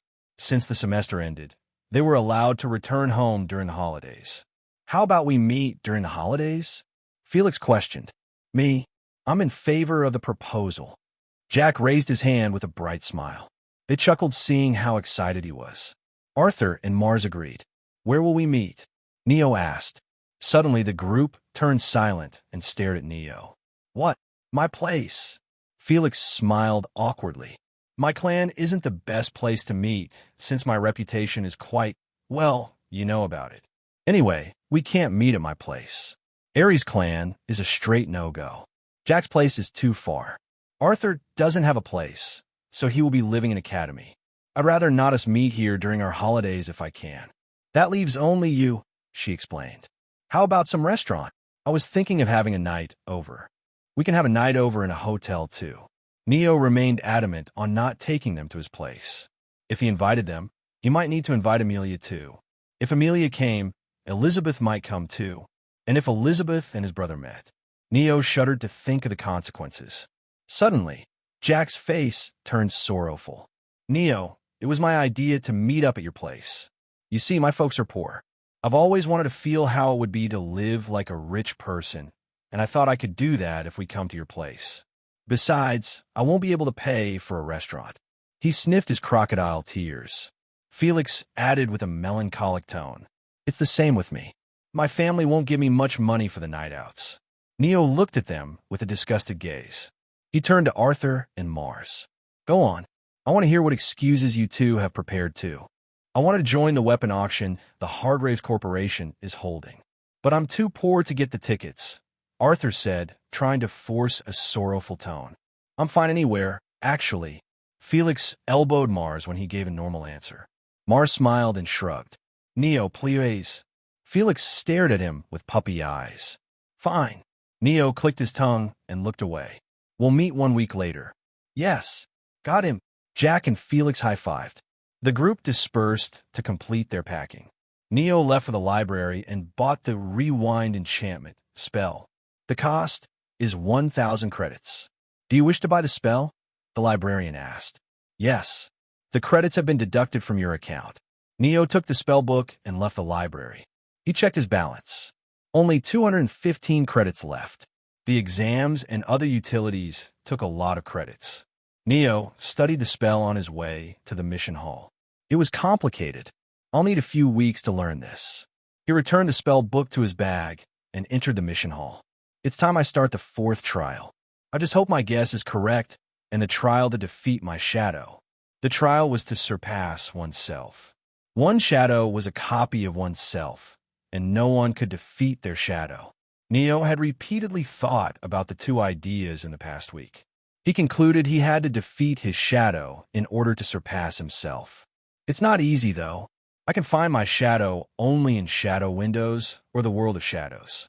Neo massaged the bridge of his nose. Fuck, does my shadow even exist? I can stay inside shadow windows without safety gear. So I'm either the shadow myself, or I've consumed my shadow to awaken my shadow element. Both of the options don't make any sense.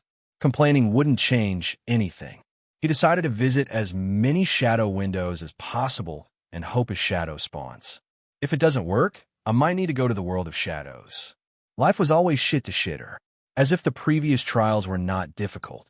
Now he had to search for a shadow that might not exist. Let's do everything step by step. First, I need to go into shadow windows. He stared at the missions posted on the mission hall. None of them had anything to do with a shadow window. Not a single shadow window mission in months. Of course, it never comes when I need it to. Neo clicked his tongue. There were shadow windows all over the continent. However, the Academy was not given the contract to close them. I guess I need to join an adventurer party that is planning on entering a shadow window and go with them. Or he could be in the right place at the right time. Making the choice, Neo took all the missions related to the labyrinth. There weren't many since a lot of students took those missions and planned to complete them during the breaks. Sir, you can't take an SS rank mission. Your team does not qualify for it. It's okay. Give me the rest of the missions. While the SS rank labyrinth mission had bountiful rewards, Neo could not wait long enough to get the qualifications for it. He took the S rank mission that killed his friends in the pre-regression round and a few C or rank labyrinth missions. S rank mission. Details: rescue Charles Drunma, dead or alive, who's been missing in the labyrinth of Greenwood. Reward: 50 credits, Hellfire or Nightclaw gauntlets. Assigner: Bismeth Drunma. S rank mission. The mission had been posted 3 years ago. The wife, Bismeth Drunma, firmly believed her husband could survive the labyrinth for 3 years. Thus, the Academy had been forced to keep the mission posted. However, the fact that no one could clear an S-rank mission for 3 years proved it was next to impossible to clear. Neo left the Academy. He took a bullet train for Greenwood City and entered the labyrinth. It's good I can clear a few missions while opening a shadow window. He walked down the labyrinth while using Aura of Death to kill any monster that entered his vicinity. The best part is this S-rank mission. It would have taken back-breaking efforts to find traces of Charles. But since I know everything, I can skip the steps and salvage his corpse from the Minotaur's chamber. Neo stretched his fingers. He could sense dozens of monsters hiding behind the corner, ready to ambush him. Let's speedrun the labyrinth first. Echoes of metal clashing against metal reverberated through the cave-like corridors of the labyrinth. Mira, come back. You're going in too deep. George frowned when Mira didn't listen to him. She, fueled by adrenaline, had entered the ground of monsters. Flare burst. George shot an exploding fireball into the midst of the monsters. The attack threw them off their feet. He used the opportunity to pull back Mira. Mira, are you okay? Mira, answer me. Why, yeah. The woman, barely 23, smiled. She wiped the blood from her face. Thanks for covering me there, she said. Did you get my fight on the camera? What? The camera, you know. The stream. This is our chance as Labyrinth streamers, too. You dumb bitch. We are about to die. Who cares about streaming our battle? Despite his words, George grinned. He understood it was Myra's way of cheering him up. The two had been diving into the Labyrinth for months as small-time Labyrinth streamers. They streamed their Labyrinth exploration online. On good days, they would get 100, 500 live views. Today, though, they had a whopping 5,000 views, because they were about to get eaten alive. I care. Mira swung her spear in a wide arc and let the blood splatter on the ground. Make sure to keep the camera going. The two engaged the monsters rushing at them from all sides. Injuries piled over their bodies. Their situation, although despairing, was normal for average labyrinth adventurers like them. The labyrinth offered riches to anyone who dared to enter it. However, only a small percentage survived through the hellish place to enjoy the rewards. The Graveyard of Demigods. It was another name for the Labyrinth of Greenwood. Mira and George knew it was their time to join the graveyard. "I'm still a virgin, damn it!" Mira shouted and prepared to use her strongest spell. "George, I'll create an opening. Use it to escape while I become the bait." "Mira, get ready. Something big is coming." George sensed a powerful presence moving towards them. His face became pale. The monsters were dangerous, but his senses were screaming that something far worse was coming towards them. The new presence was ominous. It was like death. The monsters suddenly started to fall like dolls with their strings cut. They were dying. Unlike Mira, George could sense the presence of death killing the monsters. All monsters fell within a few seconds. The source of the ominous presence approached Mira and George. The two noticed red lightning flickering over the walls of the labyrinth. A gust of wind blew behind them. "I'll be taking this key as a price of saving you two."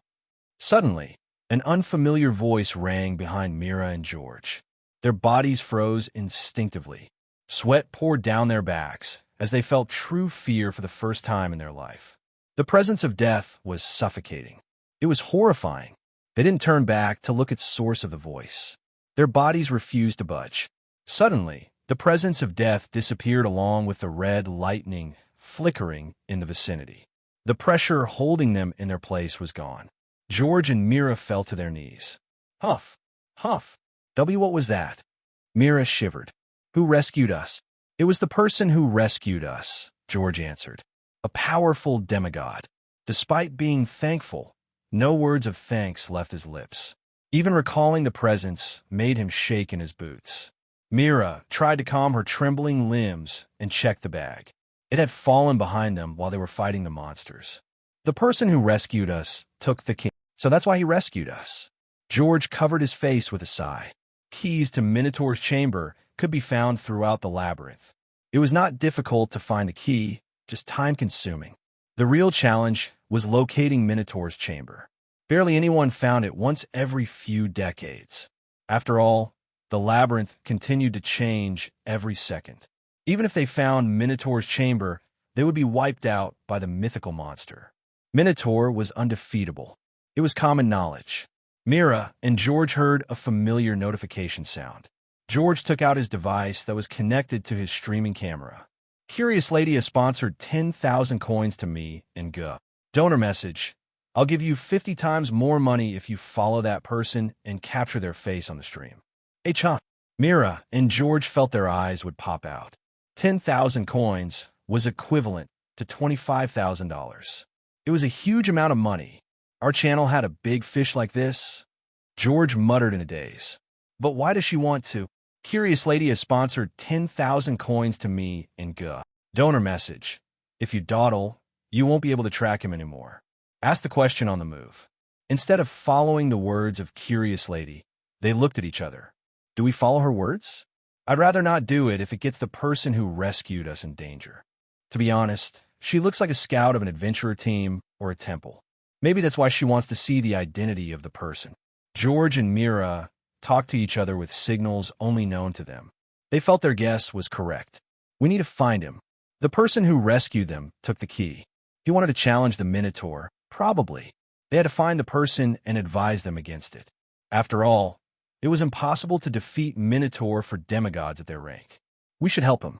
He saved us, Mira said with a determined gaze. George nodded. He cast a tracker spell and tried to sense the presence of death in the vicinity. It was faint, as if the person had experience in erasing his tracks. However, he had been in a hurry to remove all traces, or maybe he had not bothered with it.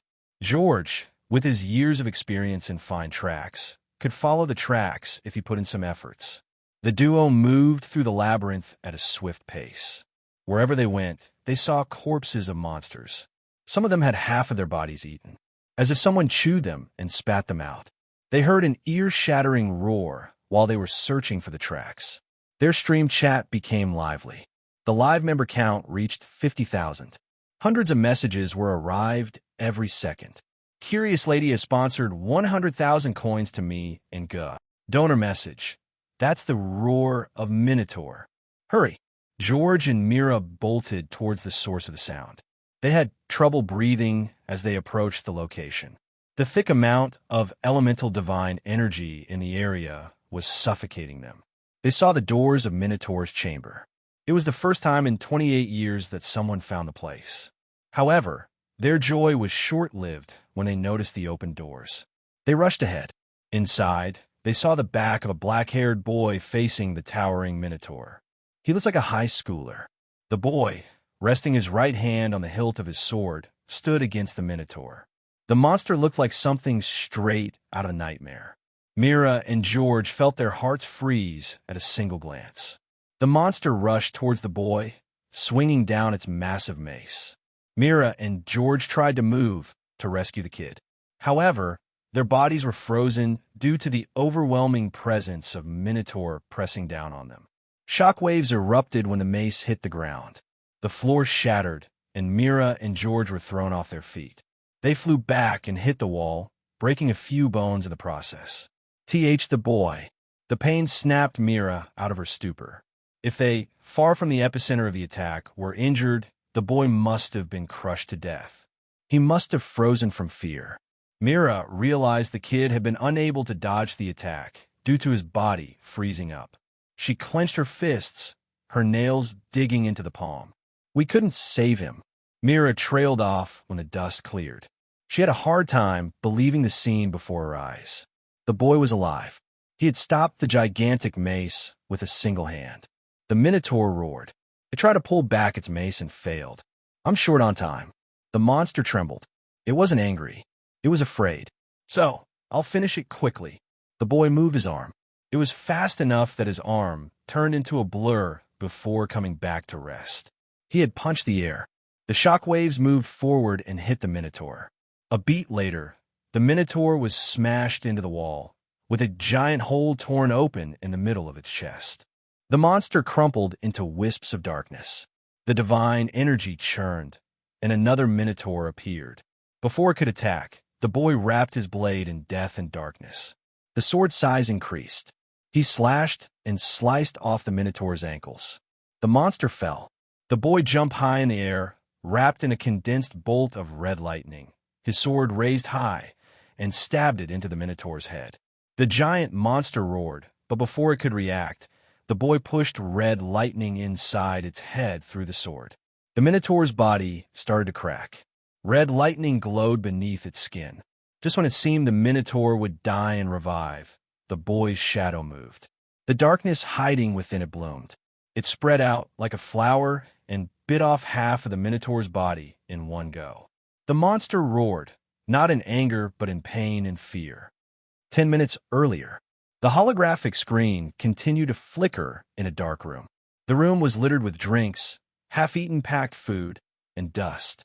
The woman with deep dark circles and unkempt hair sat before the hologram. Her eyes were glued to the screen. There is nothing to watch today. She moved the mouse and joined another stream. After finding nothing, she scrolled the page and filtered it by rising. There was nothing interesting.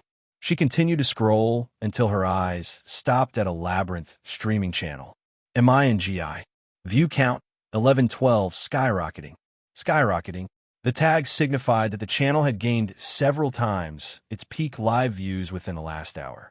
Intrigued, the woman opened the channel. I'm still a virgin, damn it, the blonde woman in the stream shouted.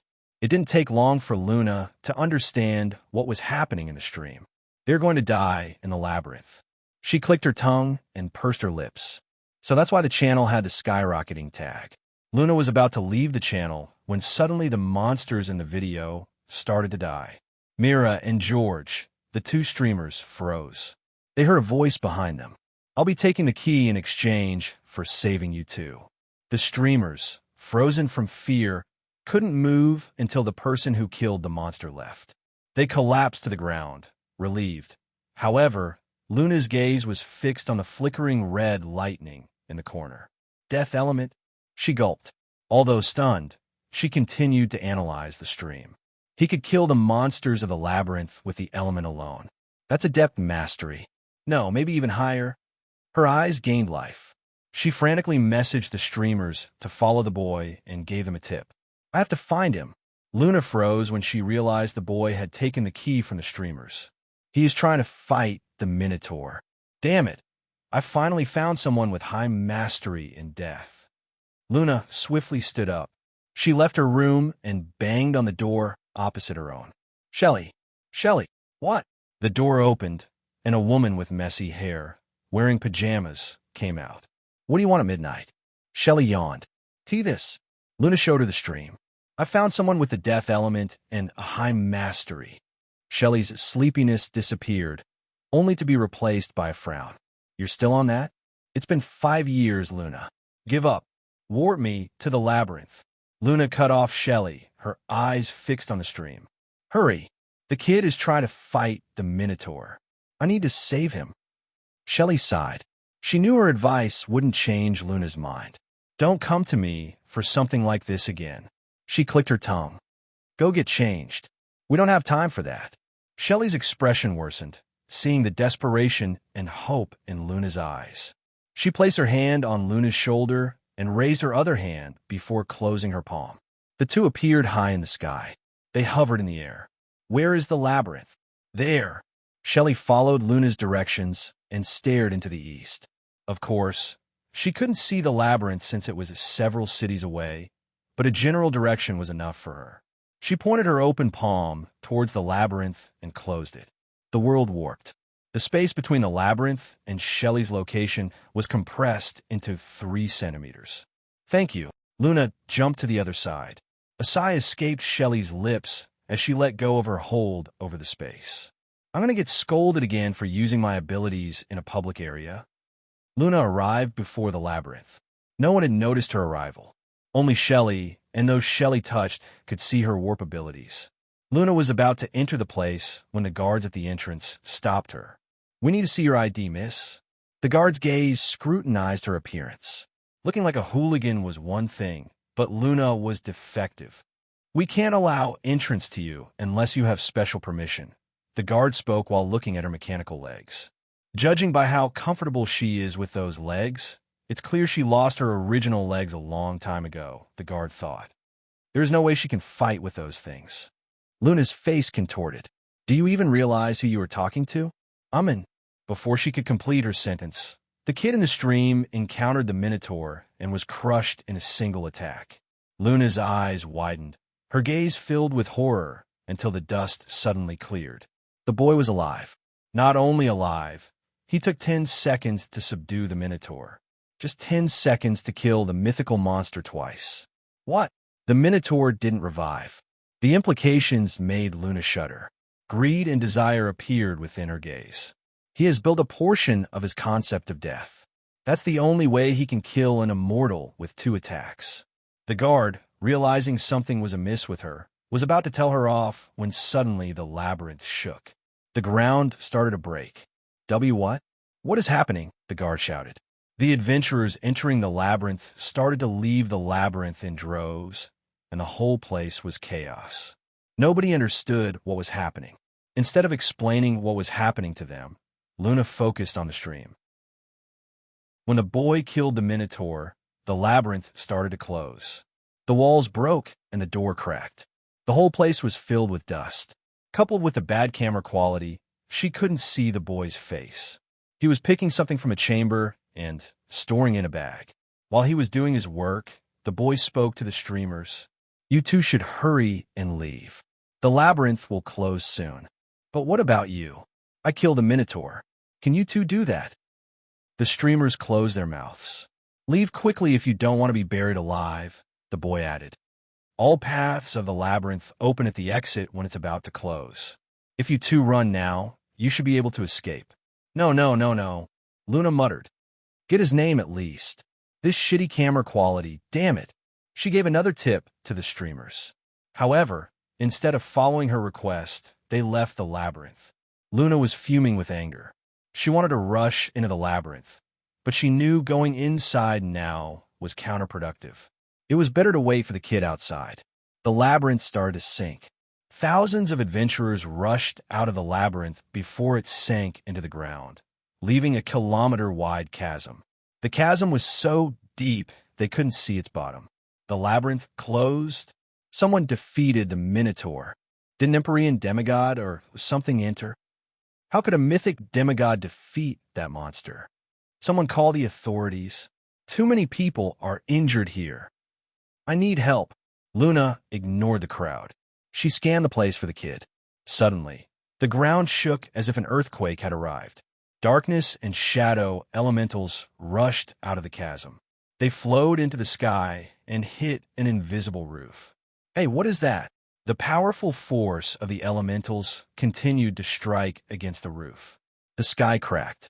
Slowly, the crack enlarged, and a portion of the sky shattered, revealing swirling darkness beyond. A heavy pressure flowed out of the crack and hit the city below. Dozens of adventurers fainted, unable to handle the pressure, while some barely resisted and managed to stay awake. The adventurers had no time to rest. Shadow monsters, with sharp claws and wings, started to descend from the crack. Look above. Incoming. An unidentified window has appeared. Retreat. I said retreat. All hell broke loose. While the disappearance of the labyrinth was shocking, the window was far more dangerous. Seeing the sky covered, they felt as if the world was coming to an end. Luna remained calm. That looks a bit dangerous. Although she had no intentions of closing the window, she wondered if she should take care of the shadow monsters emerging from it. She was about to move when suddenly she sensed a powerful force of death gathering in the distance. The presence of death was overwhelming. Red lightning sparked in the surroundings.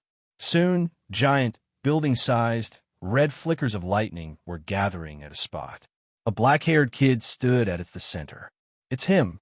Luna was about to move, but she realized the boy wanted to deal with the shadow monsters flying down from the window. She decided to wait. Let's see what you are capable of. Her words got stuck in her throat when the boy attacked. Ow! How can he do that? Latte Cafe, Ferrora City, 2 cities away from Greenwood City. That's a true mythic demigod. Brian's eyes glowed with excitement. He continued to talk to Felix and Arthur, who were sitting on the counter. I'm telling you as a history major, today's mythic demigods are too weak compared to the past. How so? Arthur questioned, intrigued. Brian ignored Arthur and continued to talk to Felix, clearly trying to hit on her. During the Age of Gods, when the terms demigod and god had yet to be coined, those who awakened mystical qualities were called awakeners. That was the only rank. Only one. Brian grinned, proudly flaunting his knowledge. Do you know all of us originate from the race called Homo sapiens? Homo sapiens had defective genes that limited their potential. It was why only one rank existed, because no one could go beyond that limit. Felix openly sighed, showing her disinterest in Brian. She glared at Arthur from the corner of her eyes. Then how do we cross that limit? Arthur asked. We have more ranks now. Because of the myths that Brian continued. Back then, the monsters, the windows, and divine energy-powered natural disasters were destroying the world. You could say the entire race of our ancestors, Homo sapiens, was on the verge of extinction. Unlike our ancestors, our opponents were not limited by their potential. Cities were destroyed, millions died every day, wars became common. But Brian paused, adding an exaggerated effect to his words. They rose up. The myths, the awakeners who broke through the limit of their race. When survival became a luxury, the heroes, those who would become gods in the future, started to show abilities beyond what was thought possible. Back then, only a few could cross the ceiling of the awakener rank. They were the myths, the legends themselves, Brian explained. So the mythic rank is named after them. Arthur spoke. Indeed, that is true. But Brian's eyes gained a fierce glow. Don't compare the past mythic demigods to today's.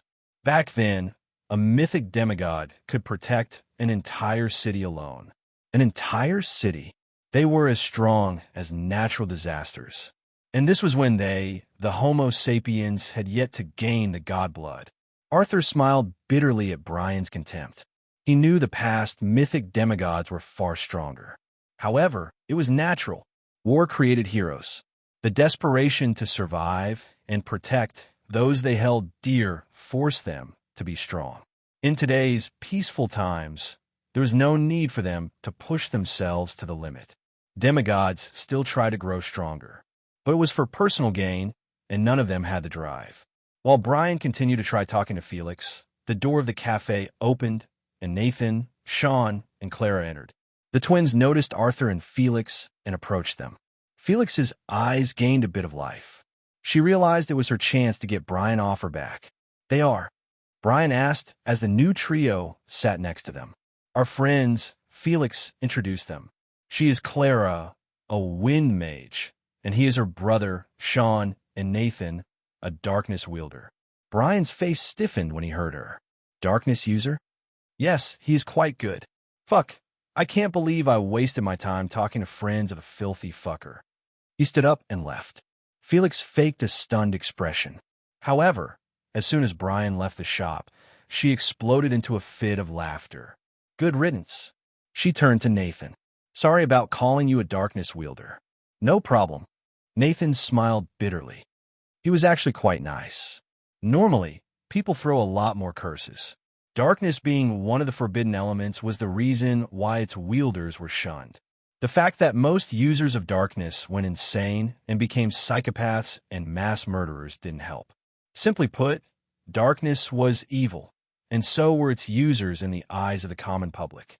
Many countries, institutions, and organizations shunned users of darkness. The Demigod Academy not restricting its students, even if they used darkness, was one of the reasons why demigods saw it as a haven for teaching. The 5 members talked amongst themselves, laughing and chatting. After a few dozen minutes, Arthur and Felix gave a secret nod to each other. They decided to put the plan, the reason why they gathered everyone from their team, in motion. Felix gave an excuse and took Clara and Nathan with her. Arthur and Sean were left behind. "Is there anything wrong with my face?" Sean questioned, realizing Arthur was staring at him with a serious expression. "What is happening to you? What do you mean by that?" Sean smiled, confused. "You have been acting weird since a month ago," Arthur added. "Did you really think no one realized you've been on your toes around Neo?" Sean flinched. He opened his mouth to give an excuse, but closed it. A sigh escaped his lips a few seconds later. "I was planning to tell you about this, but I didn't have the time." "What is it?" Arthur leaned closer and interlocked his fingers. "I awakened my time element a few weeks ago." "Oh, congrats. Listen to me first." Sean massaged his brows. His eyes went toward the giant glass wall, and he stared at Clara, his sister, who was outside with Nathan and Felix. A frown appeared on his face when he noticed Brian approaching Felix. He continued, "Since the day I awakened my time element, I started to see, I don't know what to call them, weird dreams? It's always the same dream. The S-rank Sphinx mission."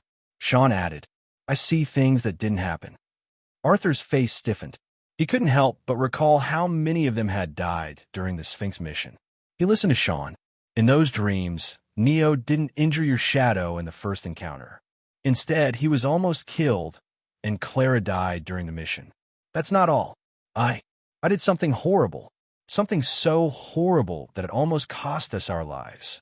Sean stared at the table, unable to lift his gaze and look into Arthur's eyes. Because Sean knew, they weren't just simple dreams. Sean was no longer someone who lacked basic knowledge. A single semester at the academy opened his eyes and showed him the limits of mystical quantities. "They're not dreams, they are." Arthur didn't complete his sentence. "Yeah, I know. The timing says it all." Sean picked the glass of water and gulped it down. "Since I started seeing the dreams when I awakened my time element, they aren't dreams. They are our past. The past that was erased because someone regressed and saved my sister. So that's why you were staring at Neo so much." Arthur leaned back into the chair. Sean's words made it clear. Neo was the only person who acted differently in the Sora mission. "Neo saved my sister. I wanted to thank him, But I couldn't decide if the Neo who is with us is the same Neo who saved my sister. That's what was happening. Everything makes sense now. Arthur smiled bitterly. He is the same Neo. Are you sure about that? I am. Arthur explained. You wouldn't know since you are in a different class. Neo is stupidly strong. He doesn't flaunt his strength, but he doesn't try to hide it either. I was confused why he suddenly grew so powerful. Talking to you cleared my doubts. Arthur added. He regressed. A smile appeared on his face. He had been worried about Sean, since Sean had been acting weirdly. But clearly everything was all right. Damn, now I want to awaken the time element too. Arthur, open the news. Felix, Brian, Clara, and Nathan rushed into the cafe. Hurry. Arthur realized something was up when he saw their concerned expressions. He took out his device, opened the news, and switched it to a holographic screen. The news channel showed a lady with a screen behind her projecting a cracked sky. Today, at 11:30 p.m., the Greenwood Labyrinth has been closed. The occasion calls for a celebration. However, the city has been instead enveloped in unrest. As soon as the labyrinth closed, it was replaced by a window connecting to the world of shadows. According to experts, the labyrinth's true purpose has been to seal the window. Now that the labyrinth disappeared, the seal broke and the window opened. The screen zoomed in on hundreds of shadow monsters descending from the sky. We need to go, Brian suddenly spoke up. The window is apparently an unpredicted window. Its rank hasn't been evaluated. The authorities will take time to deploy troops. Thousands will die in the meantime. His body was trembling. Please, I'm sorry for what I said earlier, but my family is there. You all are academy students. You will be able to help the situation with your strength. No one spoke. Brian grabbed Arthur's hand. I'll teleport you guys to the city. Please. Stop it, Sean spoke. We aren't strong enough to do anything in that place. Besides, you won't be able to teleport us to Greenwood City in time. What do you mean you aren't strong enough? Brian exploded. The demigods of the past era could do it. Why are you guys so weak? WHY? Tears started to fall from his eyes. Why am I so weak? Brian wiped his tears. His expression grew resolute. I apologize for trying to get you involved in something unrelated to you. The divine energy around him churned. Just as he was about to teleport, Arthur opened his mouth. Wait, look at this. His words made others stare at the news. They had ignored it after hearing the headline. Arthur pointed at the falling shadow monsters. They're already dead. All of them. The news anchor shouted. What was that? The shadow monsters suddenly. Cameraman Kelvin, please show us the previous footage. We need to see what happened. The screen showed footage from minutes ago. It had a slight red hue, as if a new filter had been added. The filter was used to let the people see the auras. Hundreds of shadow monsters were flying down. Suddenly, bolts of red lightning crashed into them. The attack killed any monster it touched. A black-haired boy appeared in the sky. He had jumped so high that he was hovering next to the flying monsters. The monsters, recognizing him as the source of the red lightning, attacked. The boy killed them with a single slash. He used them as footholds and jumped toward the other shadow monsters. He continued to move from one monster to another, killing them swiftly before they reached the ground. However, the monsters were too many. They were slowly overwhelming him. Just then, a monster's attack hit the boy. He fell from the sky and hit the ground. The monsters, realizing it was their chance, dove towards the boy. They circled him, slowly flying down, covering him like a cyclone. And a chilling roar reverberated through the city. Giant hands came out of the crack in the sky.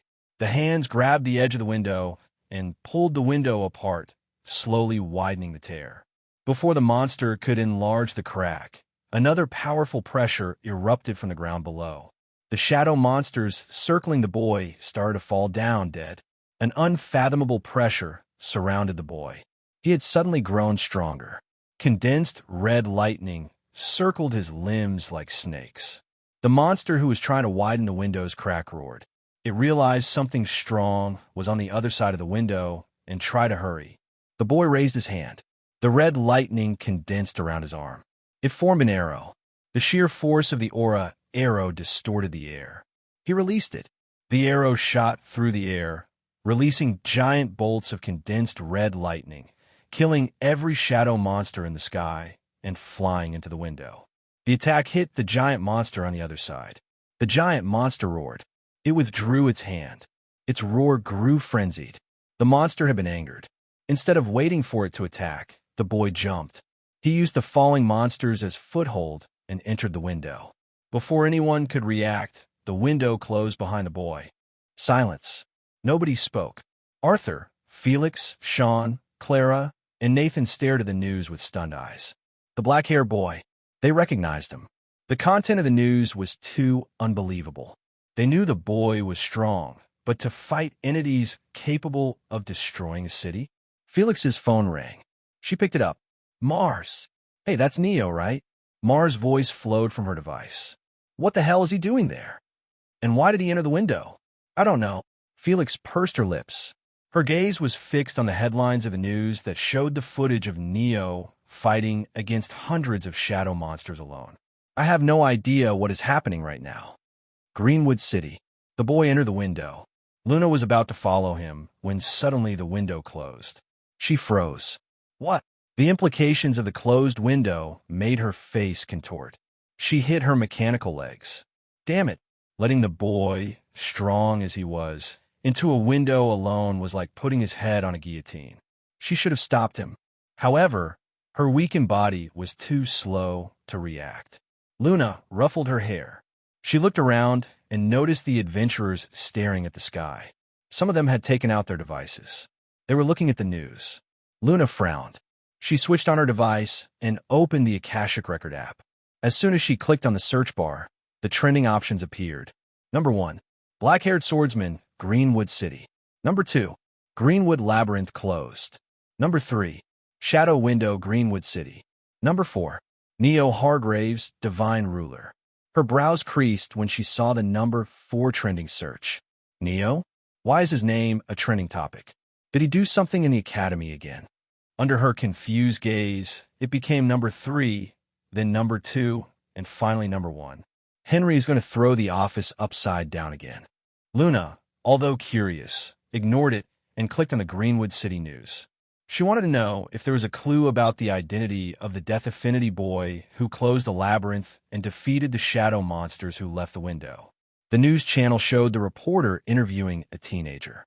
Are you saying you recognize the black-haired swordsman? Why, yes. The teenager nodded, nervous.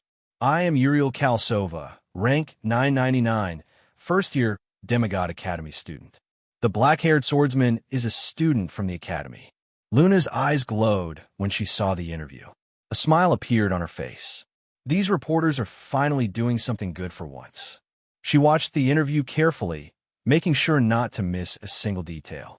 The reporter opened his mouth. Oh, an academy student? Is he one of the top 10 second-year students? But this is strange. There isn't anyone among the current top roster of the second-year students who can handle Death Elemental that well. Is he one of the dark horses? The reporter continued to question. Knowing the candidates who could become a Templar was always one of the hot topics of the year. The black-haired boy showed he had the ability to become a Templar. On top of that, he was unknown. It was a major scoop. And no, he isn't a second-year student. Uriel looked at the camera. He is Neo Hargraves, the current ruler of first-year students. I'm sorry, what?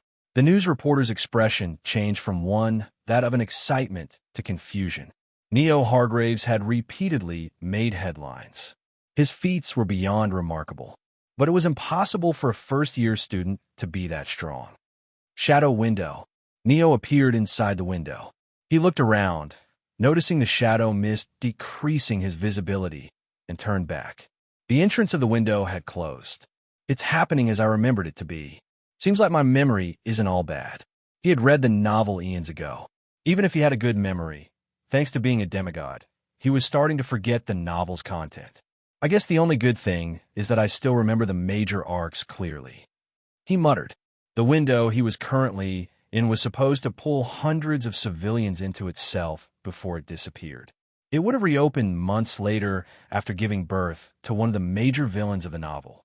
Her name was Mira, I think. She was a streamer before she was abducted by the window. What was her channel name? Me and G? After surviving the window and losing her lover, George, she would have awakened her darkness element and gained an inheritance that was stored here to become powerful in a short time. Neo continued to jog up his memory. If I'm not wrong, something here was related to Jack's family, wasn't it? His ancestors were the ones who sealed this window and created the labyrinth, hoping one day a strong successor would be born and something. Neo tried hard, but that was all he could recall. The shadow mist started to thin. He could feel the tremors on the ground, increasing in intensity. That makes it clear. I'll try to see if my shadow spawns, and the air was torn apart before he could complete his words, and a massive fist descended toward him. Did you not learn a lesson from last time? Neo stared at the incoming attack. He used Ocean's Embrace and took the attack head-on. You are too weak. The giant's fingers cracked when they hit Neo. Before the giant could cry in pain, Neo jumped high in the air. He used its arm to run towards its head and beheaded it with an aura slash. The giant monster's head fell. Then, the headless body crashed. The ground shook from the impact. The shockwaves cleared the shadow mist, allowing Neo to take a proper look at the surroundings. It was a desert made of black sand. The night sky was devoid of stars. Neo stayed near the giant monster's corpse. He decided to devour it before venturing deeper into the window. The process was slow. Neo braced himself for the voices of darkness. Neo, let's play in. Eo, Ellie, Sisplat. Why? The voices were no longer incoherent. This, as expected, I can understand them. Although he had predicted it, he was still surprised. This is the result of my eternal skill. It grants resistance against all status ailments, such as mental corruption, curses, and poisons. Seems like the voices of darkness are counted as mental corruption. While he could hear what the darkness was trying to say, it didn't help him understand the darkness' intention. It continued to repeat the same words to him. Neo took more time than he expected to devour the giant shadow monster. He clicked his tongue when he noticed the stats he gained. Only 2 secondary stats. The gap between him and the giant shadow monster had been immense. He didn't gain much from it and had to waste a lot of time devouring it. This was unexpected. I wonder if all the monsters here are the same. The novel said they were monstrously strong, but it's clear they aren't a match for my current strength. The first one wasn't, at least. Depth level 2, Shadow Window. Thousands of bones were strewn across the desert. They radiated a dark aura filled with grudges and despair. At the center, a skeleton, wearing a dark red robe, sat on the throne. The monster had red glowing eyes, and it continuously absorbed the dark aura being radiated by the bones, using it as fuel to increase its power. It held a glowing glass sphere in its hand. The sphere showed it the battle between Neo and the giant shadow monster. Finally, the skeleton laughed. Its jaw rattled. However, how could it not be happy? It had spent hundreds of years sealed in this place by the accursed Hammer family. The monster, powerful as it was, had limited resources to grow stronger inside the sealed window. When the window first opened, it had planned to abduct citizens and close the window immediately. After all, there was no knowing how strong the Awakeners had become after it spent centuries in the window. The monster, however, was not helpless. It had been prepared for this day since the beginning. It would have used the abducted citizens as a sacrifice to gain power beyond imagination. I was worried that the quality of sacrifice might be low. But this is good. With such a strong Awakener, I can finally make a breakthrough. I, one of the myths, will be the first Awakener to reach the 3rd rank. Author's note. Hi guys. First of all, thanks for supporting Extra's Death until now. Extra's Death is about to reach 200,000 word count. That's almost 3 whole books worth of word count. We are top 30 in monthly GT ranks and top 30 in bestseller ranks. I can't express how happy I'm feeling. I never expected Extra's Death to perform half as good as it is doing, and I'm still surprised that so many people like my work. The support you've shown is one of the only reasons I could continue writing every day. I'm very thankful to all of you. Now, The reason I've abducted the chapter for my personal author note is to tell you guys about the current release rate of Extra's death. Some of you must have realized I'm only updating 1ch/day most of the times instead of the usual 2ch/day. It's partially because I've recently been swamped with college exams, and it doesn't help that this is my last year, so I'm pretty busy. But the main reason is that I've been burnt out. 200K words. Remember that? I wrote all of it in just 3 months. It was and is quite exhausting. Of course, I can force myself to write 2ch/day even in my current state. But I don't want to write subpar chapters. I forced myself to write during the exams when the burnout started, and I ended up with the current City of Soul Reapers arc. I didn't like the arc, to be honest. So I tried my best for the next arc, the Time Element Awakening arc, and I was satisfied with what I wrote. Happy as I was, the burnout hit in full force after that arc ended. It's quite clear I need a rest unless I want to mess up the story. I'll be reducing my release rate to 1ch/day for a few days to recover. Hope you guys forgive me for it. Again, love you guys for all the support you've shown until now. I'll try to do a small mass release after I recover and return to the 2ch/day schedule. Neo walked through the black desert. He saw the door to depth level 2. It was a swirling mass of shadows, about a day's walk away. Tremors appeared on the ground. Bones of various colors, white, yellow, black, jutted out from the earth. Revived corpses of monsters and mythical beasts began to unearth themselves. Seems like there's a necromancer here. Is he related to why Mira became so strong in the novel? Dozens, perhaps hundreds, of corpses emerged. Instead of taking a stance, Neo continued to walk. Red lightning crackled around him. It traveled from his core to his legs, entering the ground. The red lightning pulsed through the earth, killing the revived corpses before they could fully emerge. They're really weak. The journey was uneventful. Ghouls, ghosts, Dullahans, wraiths. They continued to attempt becoming roadblocks for him. Neo reached depth level 3 after several hours. The divine energy in the air grew murky. Instead of shadow elementals, the air was filled with death elementals. Black bones jutted out of the ground. Neo frowned when he laid his eyes on them. What is this? He could feel the grudges of souls embedded in the bones. A tear slipped down his cheek. Confused, Neo realized it was his blessing crying. Save them, it was telling him. Before Neo could do anything, he heard maniacal laughter. Dark clouds gathered in the sky. You've come, sacrifice. I must say, I was surprised to see you defeat my underlings. But it ends now. You stepped into my domain. You are as good as dead. The necromancer, a skeleton in a majestic red robe, laughed from his throne far ahead. A giant orb of darkness floated behind the throne. I commend your bravery, sacrifice, for coming to face me alone. The necromancer stopped speaking when Neo disappeared from sight.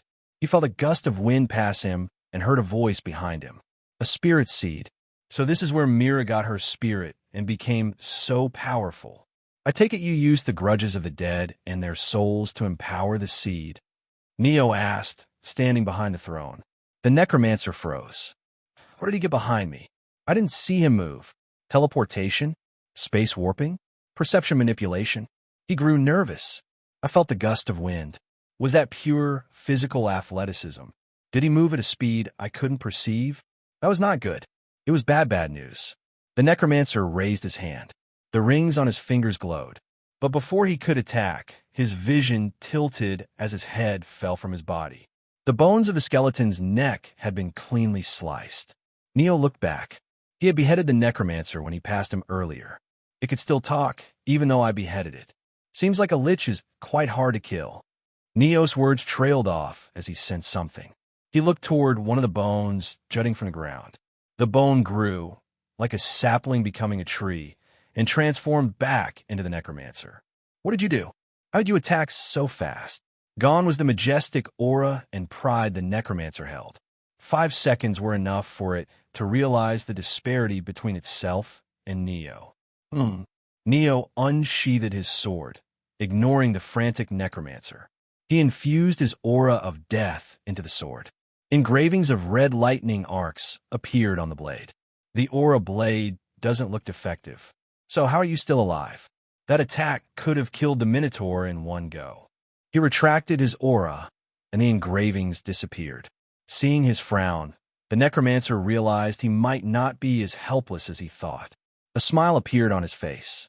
This is the power of my domain. As long as I'm here, I'm immortal. You might be strong, sacrifice, but you can never kill me. Sooner or later, you'll exhaust yourself, and I'll end you when that happens. The necromancer's confidence returned. Neo looked at the bones jutting out from the ground. It seems like he revives himself through the bones. There are hundreds of thousands of them. Neo returned the sword to its sheath. While he could brute force his way through and destroy every bone, it was time-consuming and exhausting. Trying to use death to overpower the necromancer's immortality directly was even more futile.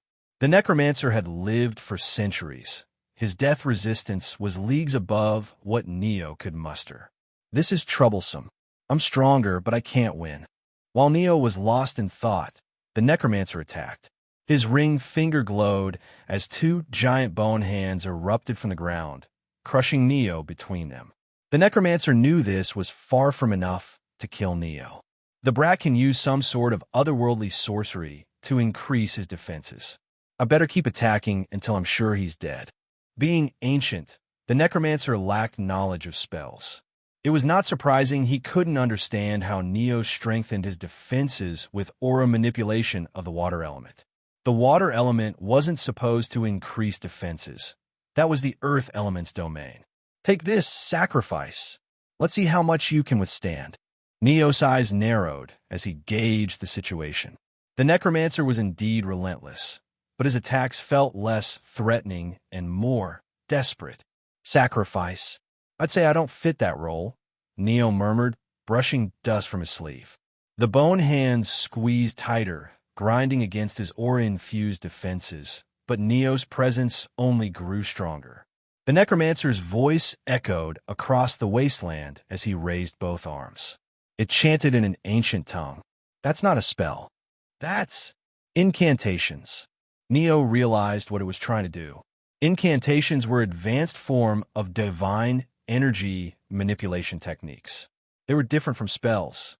Dark energy spiraled from the necromancer's throne, feeding into the giant orb of darkness hovering above him. The air became even denser with death elementals. The ground shook as bones, claws, and skulls writhed up in droves. The army of revived corpses attacked Neo from all sides. The necromancer smirked, assured in his domain's might. So this is your plan? To keep resurrecting the dead over and over, relying on numbers to exhaust me. Neo watched the oncoming wave, unfazed. You'll see sacrifice. This is the wrath of centuries of cursed souls. No one, not even you, can withstand it forever, the necromancer boomed, his confidence returning. I wouldn't be so sure about that. The red lightning arced across the field, searing the earth and shattering the bones before they could fully rise. Waves of death elementals incinerated everything in a split second. The necromancer's grin faded as he watched his reinforcements crumble under Neo's relentless energy. Impossible! The necromancer screeched, stumbling back. Why do you have so much mana? Neo paused. He pursed his lips. The academy had felt like a cage to him. His friends and acquaintances in the first year were too weak for him to go all out. The 3 months of boredom nearly made him quit the academy. It was why he entered the window alone. To finally have a battle where he could go all out, a battle where he had to put his all on the line to win. But you are too weak. He closed the distance in an instant. His speed caused his figure to blur, and he swung his sword in a wide arc. A surge of red lightning coursed through the air, creating a massive gash that cleaved the necromancer's throne in two. The necromancer let out a strangled cry. His form shimmered and distorted, his head detaching from his body once again. For a moment, silence reigned. Neo stood, ready to strike, watching as the necromancer's body dissipated, only to reform yet again from another bone a few meters away. This is the power of my domain, sacrifice, the necromancer taunted, trying to reassert his dominance. You might kill me 100 times, 1,000 times, but I will always return. You are merely a temporary annoyance. Neo sighed. He really wasn't in the mood to fight anymore. Each passing second only increased his boredom. Mars or Arthur would have been better sparring partners. Weak as they can still use tricks and surprises to injure me. A smile appeared on his face as he recalled his friends. Well, Morgan would have been the best sparring partner, but her demands are starting to increase. I'm worried my wallet won't be able to feed her for much longer. Neo took a deep breath, focusing his energy inwards. I suppose I should end this soon. His divine energy started to fuse into the air at a fearsome speed. The necromancer frowned when it realized Neo was doing something. Dark cloud, rumbling with red lightnings, gathered in the sky. Analyzing the aura's signatures, the necromancer stiffed. How? His words got stuck in his throat when giant swords made of compressed red lighting descended from the sky. Each sword was as big as the giant shadow monster that Neo encountered when he first entered the window. The necromancer desperately set up defenses. The attack, while fancy, was very simple. It was pure compressed death, elemental divine energy. Nothing more, nothing less. However, the amount of divine energy imbued in the attack made it devastating. Stop this madness, fool. You'll kill us both. The giant swords hit the ground, and the world